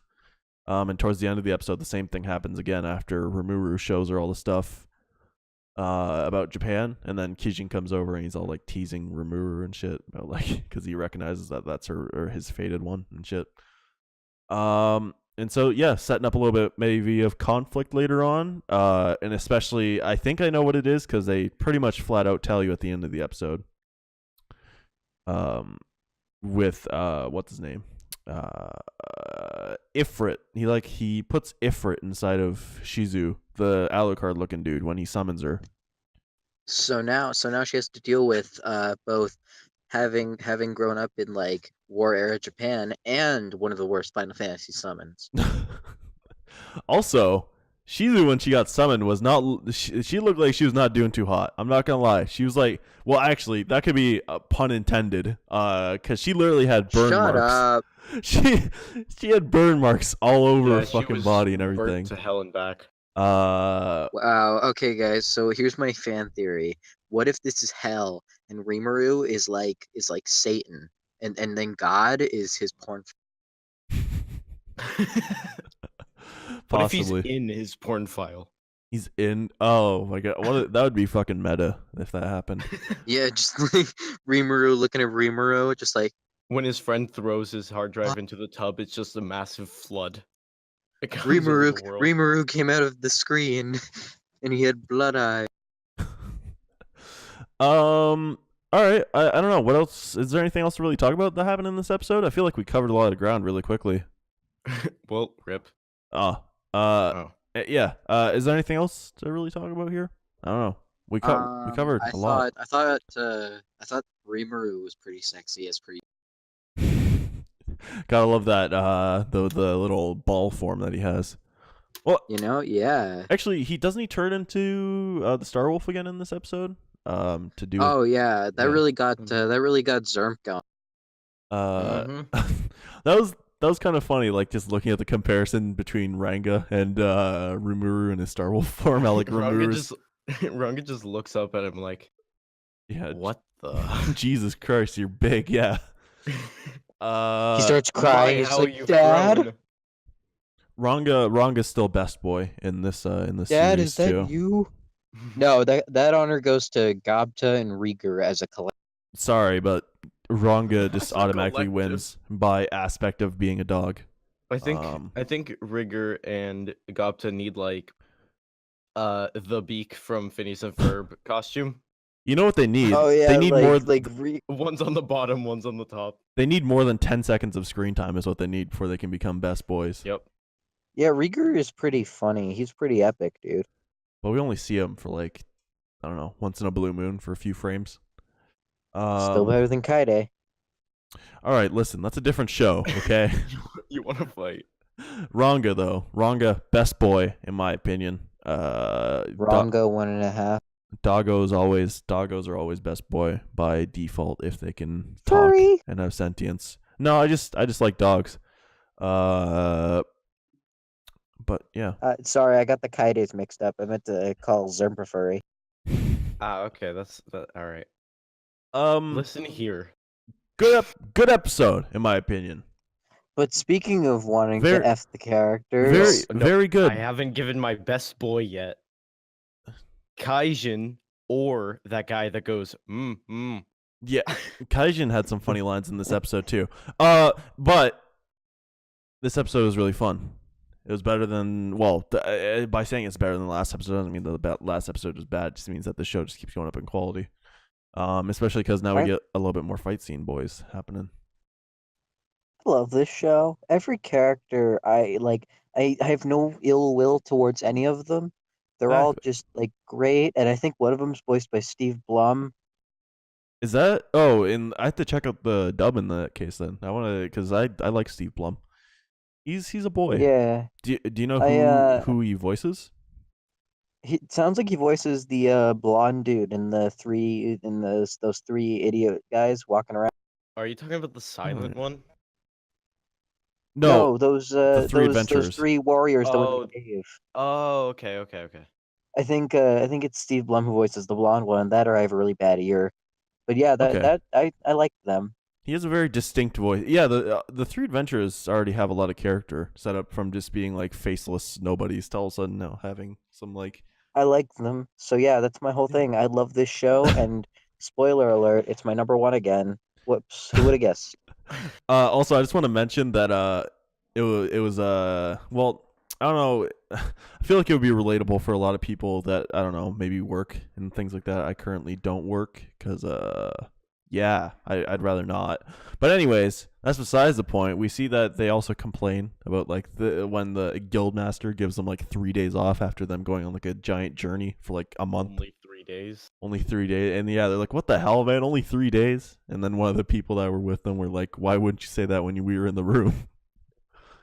All right, yeah, but Xhermp, what do you think of this episode overall? I very like. Good pacing. Again, I did like seeing the Goblin City like growing, expanding, and yeah, just was a good time to watch. Okay, so Jacques, what do you think of that episode overall? It was good. It keeps raising in quality. Rigard, always best when he's on screen because he's always just like doing some kind of flexing General Armstrong type thing going on. And it's funny to see some like I never get bored of it. Ranga best boy, Shizu best girl in this show. And Speaking of best girls, it's time for the best girl show in this entire lineup, Zombieland Saga. Let's move it over to our good buddy, whoever's doing. I am doing the synopsis for this. Alrighty, you go, Jacques. Yeah. So in this episode, we see that somebody has the most metal fucking death on the planet, and hats off to them. We'll get to that later on, but we have a little bit of like I think they're doing like they had like a mini concert set up and things, and the managers had throughout his abuse again. Is talking to them about like, hey, so we're gonna have a signing session and stuff because we have some fans now. We get a little bit of conflict with like clashing eras of like the idols and things like that. Because nowadays with idols and all that, you see that there's a lot more interaction with fans, and that like they're on social media or whatever at concerts. Afterwards, they like give out high fives or whatever. They're like signings and all that. But back in the era where I almost said I completely forget what her name was. Junko? Yeah, Junko. Back in the era where Junko was from, which I think is 80s, I think they established in this episode. Yes. It wasn't exactly like that. It was more of a, like, you see them in like a magazine or things like that, or on TV, and that's your interaction with the idol. And so we see a little bit of like clashing generations in this episode because they do the signing thing, and Junko doesn't feel very comfortable doing it. We have a little bit of like conflict in the group. And we see that Sakura tries to play like the middleman the entire episode, but just keeps getting like shoved off until kind of like the end. And so yeah, I don't think we have any really other concerts or anything other than that. It just I think it mainly focused on the characters and like the conflict that's happening between them after the beginning of it at the signing, which didn't go very well according to Kotaro, and he's quite flustered about it. And also we learned that Kotaro bathes with his sunglasses on. Also, Yep. he just never Have takes we them ever off. seen his eyes? I don't think so. I think they're just grafted onto his head. I don't think he can physically take them off. They're made of dyed skin. I saw somebody make a Okabe reference from Steins Gate. If anybody listening has ever watched Steins Gate, because I don't know, they're kind of like the same eccentric type character. We see that they have a little bit. Junko and Sakura have a little bit of a chat. And we learned that I think Junko died in a plane crash while going to a concert or something like that. And I don't know if that really tied into anything else as much as the second death did. But they kind of like talk it out and things. I don't think it didn't really get resolved, but at least we like hear like how the way she died and everything. I am very surprised though that every single body part of all the zombies are intact. Yeah, well, you do see All there's of a them. bunch of like stitches and everything on them. Yeah, but they're all intact. They're all there. And we also we see that Saki, she actually, because the main conflict is between Junko and I, because they two different eras, and I is angry at Junko and vice versa. We see that Saki goes to console I at the same time because she's pissed off and leaves the property and everything that they're staying at. And it starts raining, and so all the makeup washes off, and so they have to hide in like a playground and everything. And it starts thundering. And I get scared every time the lightning hits, or the thunder booms and all that. There's a flash of lightning. And we we learned the reason for that is because at this idol concert called Saga Rock, Yes. her group Iron Frill was performing. And at the end of the performance, she like had like I guess some kind of solo thing, and she stood at like this end of like, you know, in like some concert halls how they have like a giant like stage kind of like coming, or they have like It's almost like a runway. Yeah, like a runway. They have a runway coming off the main stage. She was like out on the front of the runway, and she like did like a pose when the song ended, and then she gets struck by fucking lightning, and that's how she died, Killing multiple That's people pretty effing around the metal, area. dude. And yeah, that was a super fucking metal death. I'm not gonna lie. dude. And I think Saki was like, she was like, "Holy shit, you died that way! What a way to go out." And yeah, it was just. I got hit by a truck. By the... Oh my god. Yeah. This episode was pretty fun, and we also learned at the end of the episode that they got booked for Saga Rock. And then Ai's like, "Oh no." Yeah, because we learned earlier on in the episode when they're checking the internet that Iron Ferrell is supposed to be at Saga Rock this year. Yep. So that's gonna be weird if people notice who Ai is in the group or just in general. I don't know how it's gonna work because there's. I mean, there's two things probably making her nervous. One, that she fucking died there. And yeah. two, that her band is there. I don't know because there's some people in French Shushu that I feel like would get recognized, but then there's other people like God, I keep forgetting her name every week. Main girl. Not main. Well, main girl. 16th Yes. century lady. Yeah. 19th Yes. century lady. I forget her name though. Shamisen girl. Speaking of which, I called it. By the way, remember when I said in the first episode of No Motivation, like, I can't wait for that girl to say, like, what is this technology thing? And she fucking said it. Oh yeah, they're when at like the photo shoot and they're like taking pictures with like Polaroids or something like that. She's like, what is? Or no, Also when they were using the computer, she's like, what is this box? Yeah. Yeah, I called it, and I'm proud of myself. She was surprisingly calm about everything. Honestly, yeah, she was calm. She's like, what is this? I mean, she was basically just a high-class prostitute back in when she was alive anyway. So I don't think... Honestly, nothing can surprise her. Yeah, she's more on the chill side, I feel like. Yeah, overall thoughts for this episode. It was okay. I liked it. I had a bit of fun. I had a bit of laughs. Better than Goblin Slayer.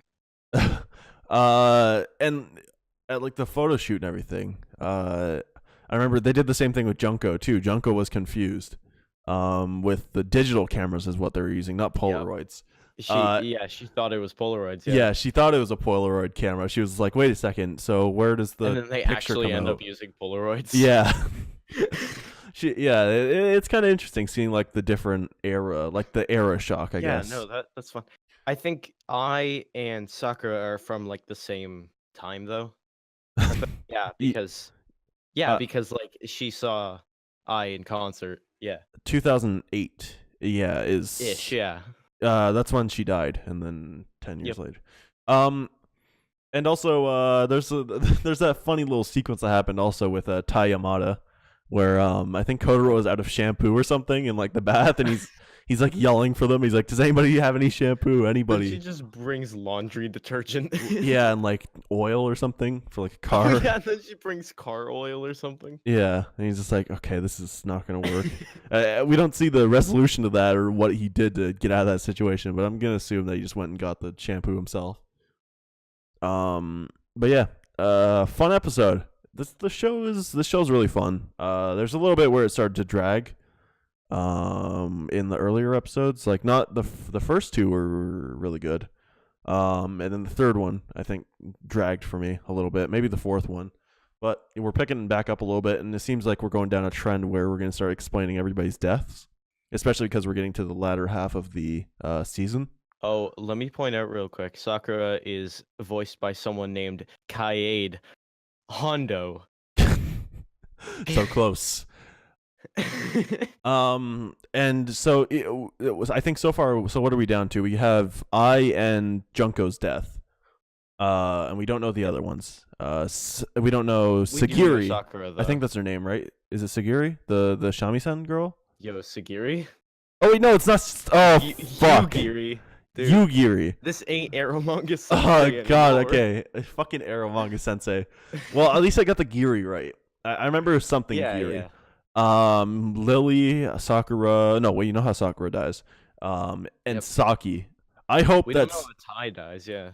Tai also. Yeah, I hope that Saki's death is like, kind of like. I want to know how Romero died. Romero.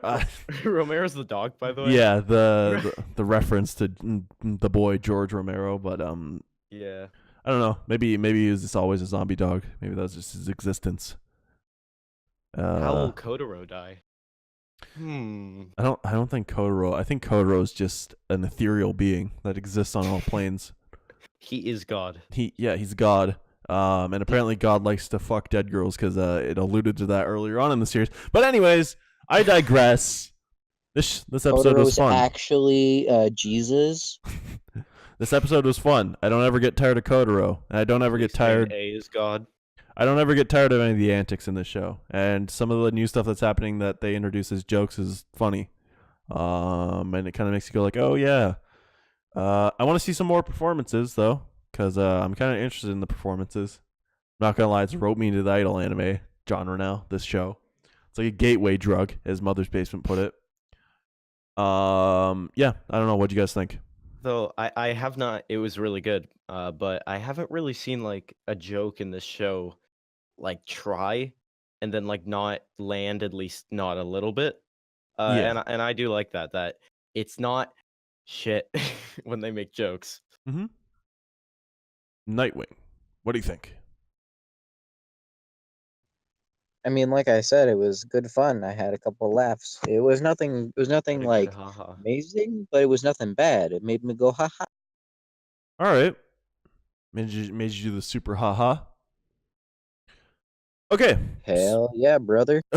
So, I mean, holy shit, we just keep timing these podcasts out perfectly, man. It's like we're at like 55-ish minutes, maybe 54-ish with like the cutoff at the beginning, but we're moving into the verdicts for this week of where we're Let's placing start the off shows. with our most handsome member, Nightwing. All right. So my number one is who would have guessed that time I got reincarnated as a slime? My number two is probably Zombieland Saga because I had a good haha. My number three is Bunny Girl Senpai because it's been like underwhelming for the past little bit and this episode didn't help. And my number four has to be Goblin Slayer because of my giant hate boner for it. All right. I guess I'll go. Xhermp. Yeah. All right. My first has to be Bunny Girl Senpai because Kayed is best girl. That's my only reason. Second has to be Slime. It's really nice to see like the that actual progress in the Goblin Town. Third, Zombieland Saga. Really, because I called it. I fucking called it. And fourth is Goblin Slayer. It still hasn't gotten rid of its like badness All right. fully. Here's my list. Everything's been fucked up on my list. We have Goblin Slayer at number one. No, so Yeah, you'd be like dead wrong, like very dead wrong. number one on my list is Bunny Girl Senpai. Because I felt like this picked back up in quality, and I felt like the quality of the first 3 episodes are still the best episodes of this season. Like if you just take if you just remove this episode and you take the merit of the 3 episodes of Bunny Girl Senpai alone, I still think that there hasn't been an episode this season that has really stacked up to those 3 episodes. And since this one felt like more of a return to that for me, it just put itself above Slime a little bit. I wouldn't use the 2 interchangeably in this week, but Slime is very, very, very close, like pretty much on the like tail end of Bunny Girl Senpai. Pun intended. We have number 2. I just spoiled it a second ago. Slime. Yeah, it just the slime keeps raising up in quality. And like I said earlier, the quality hasn't got to the point of the first 3 episodes of Bunny Girl Senpai yet, but it keeps getting better and better and better. And with the trend that we're going on right now, it will probably just surpass anything that Bunny Girl Senpai can. Oh, hello, voice crack. Anything that Bunny Girl Senpai can throw at it, unless Bunny Girl Senpai pulls out like all the stops and has a really good fucking arc. Number 3, we have Zombieland Saga, because it's a funny show. It's great. Kotaro, yeah, he never ceases to amuse me. I don't really ever get tired of his jokes. Maybe sometimes when he repeats some of the stuff that he's done before, but it's not to the point where I don't enjoy it anymore. It's still like it gets like an exhale out of my nose, as Bo Burnham would say. Yeah, it's a funny show, and it like wears on its sleeve. It's supposed to be a funny show. When you get like something like a serious death or something like that, where like Ai's like, yeah, I got struck by lightning, which would normally be like, holy shit, that's horrible. But in this case, like Saki just starts laughing, I think, or something like that is what happened when she heard about that, and she's like, "Holy shit, what a legacy to leave behind with getting struck by lightning in your last performance." Number 4 is Goblin Slayer, and this one is not interchangeable with Zombieland Saga, but I don't think that it's. In this case, I think that Goblin Slayer would be not at the tail end either. Maybe it's just at 4. It's just chilling. It's having a good time. It's being Goblin Slayer. And honestly, for anybody that's listening to this, if you kind of feel the same way about Goblin Slayer, where it's alright, it's kind of mediocre, let's just probably go reading the source material, whether that be the light novel or the manga. The light novel does do it a little bit better than the manga also. But the manga, if you like a visual medium and you like seeing art and stuff still, it's a lot better than the show, and the pacing and like everything like that, and like the comedy lands a little bit more, and there's a lot more gruesome action and stuff like that. They show a lot more graphic content, definitely. But yeah, go check out the source material for Goblin Slayer, since I don't know if my opinion will raise as much with this show, but my opinion of the manga by its own merits is pretty high, and the light novel too. But yeah, that's my entire list. So I think that's pretty much it. We've concluded this week 6, and it's currently week 11. That's currently airing, but that's 5. That's 5 episodes that we have to do within a week. Yeah, I'm 5 gonna episodes perish. in 5 days. Oh my, yeah, I will. You think you're gonna perish? I have to edit Yeah, all you of gotta this. edit. Yeah. Yeah. I'm so sorry for your loss. You know what? It's good though, because this episode didn't have too many outtakes, so it means I won't have to do any kind of editing. Yeah, we did good this time, unlike last time, Xhermp, and also me. It's all good. It's like what? We're 6 episodes of our podcast. We're slowly improving our synopsis making ability. And just chemistry and stuff like that. I mean, whatever. I am. Oh dang! All right, throwing shade. Hey there. You. And so yeah, we're moving into some general discussion stuff here. I just want to bring up one thing quickly, and then you guys can talk about the Sonic stuff, and I'll kind of like listen in on that. So I don't remember where I saw the source exactly. I will put it up on the screen in the editing software where the source is. But it turns out that so there was I don't think it's a confirmed, maybe it is a confirmed leak. Or just somebody that's working on the project for the live action Cowboy Bebop. That they talked about some of the stuff that's happening. And it turns out that in the first episode is, they call it Session 1, like they did in the anime. So like kind of like a jazz type reference. And it's going to be apparently a shot-for-shot remake of the first scene in the Cowboy Bebop movie. Where you've watched the Cowboy Bebop movie, right, Nightwing? Yep, boy. Yeah, so it's going to be like the convenience store type thing, and then there's like the shootout thing that happens. Yeah, shot for shot remake of that's gonna be pretty epic, dude. Mm-hmm. Except I think they're gonna change it. Apparently, they've changed it to a casino setting instead of a convenience store setting. I mean, as long as they keep the action the same, I don't really care. Yeah. And I think the leak said it was like kind of like the episode where they meet Faye, in the casino type thing feel. Okay, so combining 2 good aspects from the show. Yep. So good news so far, but hold on to your butts. Is Spike black? No, nothing like that. So mixed in with this kind of interesting concept where we're doing a shot-for-shot remake, which by its own merits will be automatically good if it's shot-for-shot, because the original takes or the original scenes were very good. They also apparently sprinkled in a lot of allusions to immigration somehow. They shoehorned it in. Yup.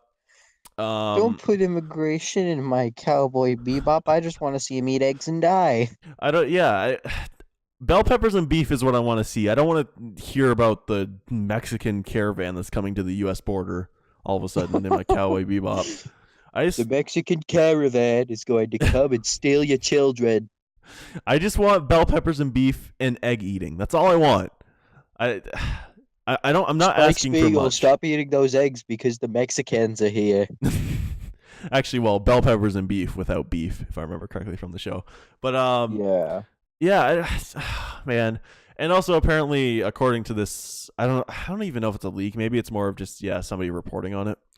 According to it, also though, they've also changed a lot of the dialogue. Oh, good. So you remember how in the original Cowboy Bebop they kind of liberally used like swearing and curses. Yeah, they were kind of like, we can keep this on Toonami. Yeah, keep it on Toonami, and I think it was more of that like when you hear characters swearing every single second, it kind of loses the impact and things like that. Yeah, it's like watching an episode of South Park, Yeah, pretty much. And it was good for doing that because it kind of kept it like when you hear like the characters swear or things like that, you know that something is actually going wrong. Yeah. and that they're kind of in like a bad situation, and even in situations where it's bad, you still hear like for instance, I forget the exact context for the scene, but like Spike says, "Rotten, Jet, you're late," instead of saying like, "Oh, what the fuck, Jet, you're late." Yeah. But apparently in the live action remake, they've actually also shoehorned in a bunch of curse words. I think Fuck Batman. I think to paraphrase, the person that was reporting on it said it was kind of more of like an every other sentence type thing. Fuck Batman. Where they're just where they're just throwing out the cuss Well, words. B, that's just kind of awful. But speaking of awful, there was a new Sonic the Hedgehog movie trailer Boy. in which a CG render of Sonic collects a couple rings, and then he comes closer to the screen, and his head is covered by shadow, so you can't see it, but you can see his whole body. His hands and feet are normal human sized, as is his Yes. body, but he has a freakishly large cartoon head, which is shaded by a silhouette, which I believe is to There's cover a bunch the of fur and stuff. which I believe is to cover the fact that Sonic's eyes aren't connected anymore, Yep. Actually, that which does. is literally one of that his is what it looks defining like. design traits. Were his eyes connected? Wait, Yes. I did not realize One that. eye bled into the other. Oh god, Yeah. throughout like my life of playing Sonic, I've never noticed that. Holy shit, I must be blind. So it's like if Sonic had the eyes of Knuckles or something. I hope it's not like a realistic hedgehog face. they just take a face from a hedgehog in real life and just put it onto Sonic. I think it's I gonna be. I don't think like it's how gonna he be has, like, Sonic. Either. Not. Sonic's gonna be played by an SNL comedian who's going to be playing alongside Paul Rudd, who plays a cop. Oh. And apparently, it's going to have very minimal characters from the source material, and Jim Carrey is Eggman. Oh. Okay. Well, that seems. You know what? It's Sonic. I don't have high expectations anyway. I after Mania, I thought I had high expectations for the Sonic franchise, but then Forces came out and this Yep. movie, so now I'm like, haha. Mania wasn't even Sonic, made by come on, Sega, man. anyways. They helped. They gave them the license. Yeah, they gave them the license and published it. That was it, though. Other than that, everything was just. I think it was a fan project, is what I remember seeing. Ooh, and one last piece of news: Super Smash Bros. Ultimate for the Nintendo Switch has been released. Dude. Yep, it's a very That fun game's game. Fun. Yeah. A lot of people are angry at me that I know on Discord and things because I use the glitch to unlock most of the characters. Oh, you did? Aw. I'm angry. yeah. I'm angry because people are already like, it's not melee. I'm not having fun. As in people are complaining that they removed mechanics from melee that hadn't been in the series since melee. You see, that's not the case for me. The case for me is that just the controls feel very janky currently. Because there's Yeah, a I lot get of that, delay. But I don't know. I just have this thing for melee players because they'd prefer to play an 18-year-old game with 36 characters rather than this game that probably took years of hard work and development from a sleepless Sakurai. All right, well, you have to understand where melee players are also coming from because it's also the fact that melee is just the definitive. You're talking to two melee players, like melee is just the definitive competitive Smash, and there's not going to be ever anything that replaces melee because it's broken. Well, you say that, and I get the meme behind it, but at the same time, it's not exactly. It's broken in a gameplay stance. Well, it's broken in like the stance where the things that you can do in melee weren't intended by Sakurai. But at the same time, the things that were not intended by Sakurai are still used in effect for And better they're gameplay. great. Yeah. There are some things that are like there are some tech skill that are bad from Melee, like L canceling. And I think L canceling came out of necessity of just really bad aerial lag, for all the characters, and so you had to do the L canceling to stop the aerial lag. But Yeah, but does Melee have King K rule? I didn't think so. I don't think that really matters though. I think what matters is just the fact that technically the game is a very good competitive game. As opposed to other games like Brawl, not That's not really what I look for in a Smash Brothers. So I get where you guys are coming from. I look for, can I have fun playing as this man that I like playing as in other video games? yeah. I get that you feel that way, but at the same time, you like kind of saying that it's like the people that are like that for Melee is like they're automatically like lower than like, or they're just like not like, I don't know, there's like assholes or shit like that. I don't know. It's not exactly fair to say because a lot of people are looking for a competitive fighting game when they come into Smash, and then seeing things like, for example, in Ultimate, and it is currently like patch 1, so it might get fixed later on. Yeah, I really hope it gets fixed because then I'll play it more. Just like this input lag thing that's happening, where it's like it's worse than Brawl, which had the worst input lag in this series, and it's like what 40 frames ahead of Melee, which is almost an entire second. But yeah, I don't know, whatever. It's very early for the game, and I think that there's gonna be a lot of patches coming out. But it's gonna be weird because they're not gonna be able to use elite battles like they said they would in the trailers, because currently online matchmaking is fucked for Ultimate, and I think that's the one thing that everybody in the Sakurai fix. That's one thing that everybody in the Smash community is concurrent about. Even people that want to play FFA matches, they're getting matched in 1v1s when they don't want to. And people that are matching for 1v1s get matched into free-for-alls when they don't want to. And even also, there's this thing that's happening too, and I've only seen people that are like of high GSP complain about it because it affects them more than it would other people in low GSPs. And it's not, and it's two things honestly. It's just the fact that Global Smash Power is just a shitty way of ranking people, other than just having an actual ranking system, because it fluctuates so much. And also the fact that when somebody quits out, like if somebody closes down their console or like closes the game or whatever, whether it's rage quit or power goes out or something, it automatically like they disconnect and they get a penalty, but you also get the same penalty because they disconnected. I'm not the biggest fan of that. Yeah, you get I don't know if you get a cooldown, but what I have seen people say is that you do lose a substantial amount of Global Smash Power, like to the point of like coming from like 300,000 Global Smash Power to dropping down into like below 100,000. That sure is something. Yeah, and even just like it's so weird how it fluctuates too. Like, all right, so I play like 5 matches with Jigglypuff and I win all 5. And some of the games I don't go up any Global Smash Power, and then other games I go up some, and then I lose like 1 or 2 matches with the Jigglypuff, and I drop down to like 15,000 GSP. I don't know. They need to figure it out.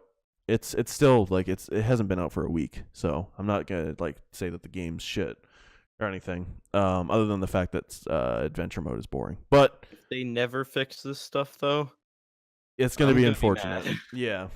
There's also a lot of weird things that are happening. This is a lot more technical talk too that's taking place, but the boy Leffen, Melee God Slayer, he found that there's a little bit of weird buffer lag in the game also.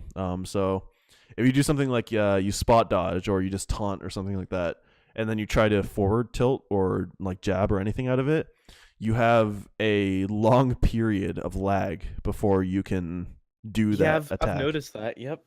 So like if you want to like shield and then like you're like spot dodge and then you try to like forward tilt out of a spot dodge, it like takes a second to register for some reason because there's like a long buffer on it. Now, I have a little bit of a problem with the Joy-Cons is because I use my index finger to hit the triggers, right?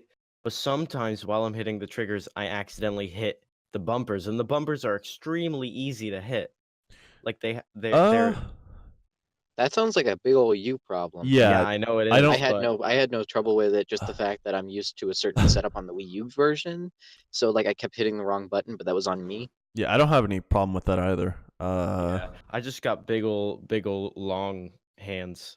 I mean, I have fucking gigantic hands that barely even can hold the Joy-Cons. And I don't know. I don't know. Might be on like a person-to-person basis, just Yeah, I depending don't on how you like how your muscle memory is with controllers or things like that. Yeah. I don't know. That those are my complaints with it. The single player mode. I love classic mode. Classic mode is back as it was in like the previous games, not Smash 4. I think it was in Brawl. I don't know. I don't remember. I think it was. Yeah, Smash 4's classic mode was ass. Smash Ultimate, they brought back the unique classic modes for each fighters, and it's just super fun. And you get like the bosses at the end of each one, which is always cool to see. The Spirits mode, very gotcha game-esque. I don't know. I'll spend maybe like a few days with it and then drop it forever. I love the fact that you can play as all these different play styles now, because like a lot of these are like super well thought out. Like for instance, what's it called? The Hal Emmerich fight. He's guarded by a giant robot and he's a doctor. That's like clever. Yeah, I get what people are saying when they do that, but like I think you feel this especially in the adventure mode when you have to do like 20 of those in a row.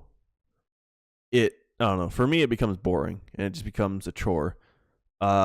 Especially because I don't know. A lot of people are like saying like they have like trouble with a lot of the Spirit CPUs, but I don't. There's only been like a couple maybe that they've taken a few stocks from me, but for the most I part, don't know. It's like event matches, and people seem to enjoy those. yeah. I think the thing about event matches that I like the most, like coming from Melee and all that, is just the fact that there weren't a million event matches they had to go through, and it felt like completing like the 30 or 40 odd event matches that they had were pretty fun. But when you have like, I don't know, like to get to my very first actually no, not maybe the very first unlock character, the second unlock character in World of Light, I don't know, I had to go through like what 10-20 spirits to get to a unlock character, and then I had to go through like another 10-20. It's just the same thing over and over, and I have to unlock like you can unlock all the characters in the World of Light mode, which I highly suggest against doing unless you want to take years to unlock all the characters. Because I prefer my unlocking with a little challenge. it drags so much, the World of Light mode.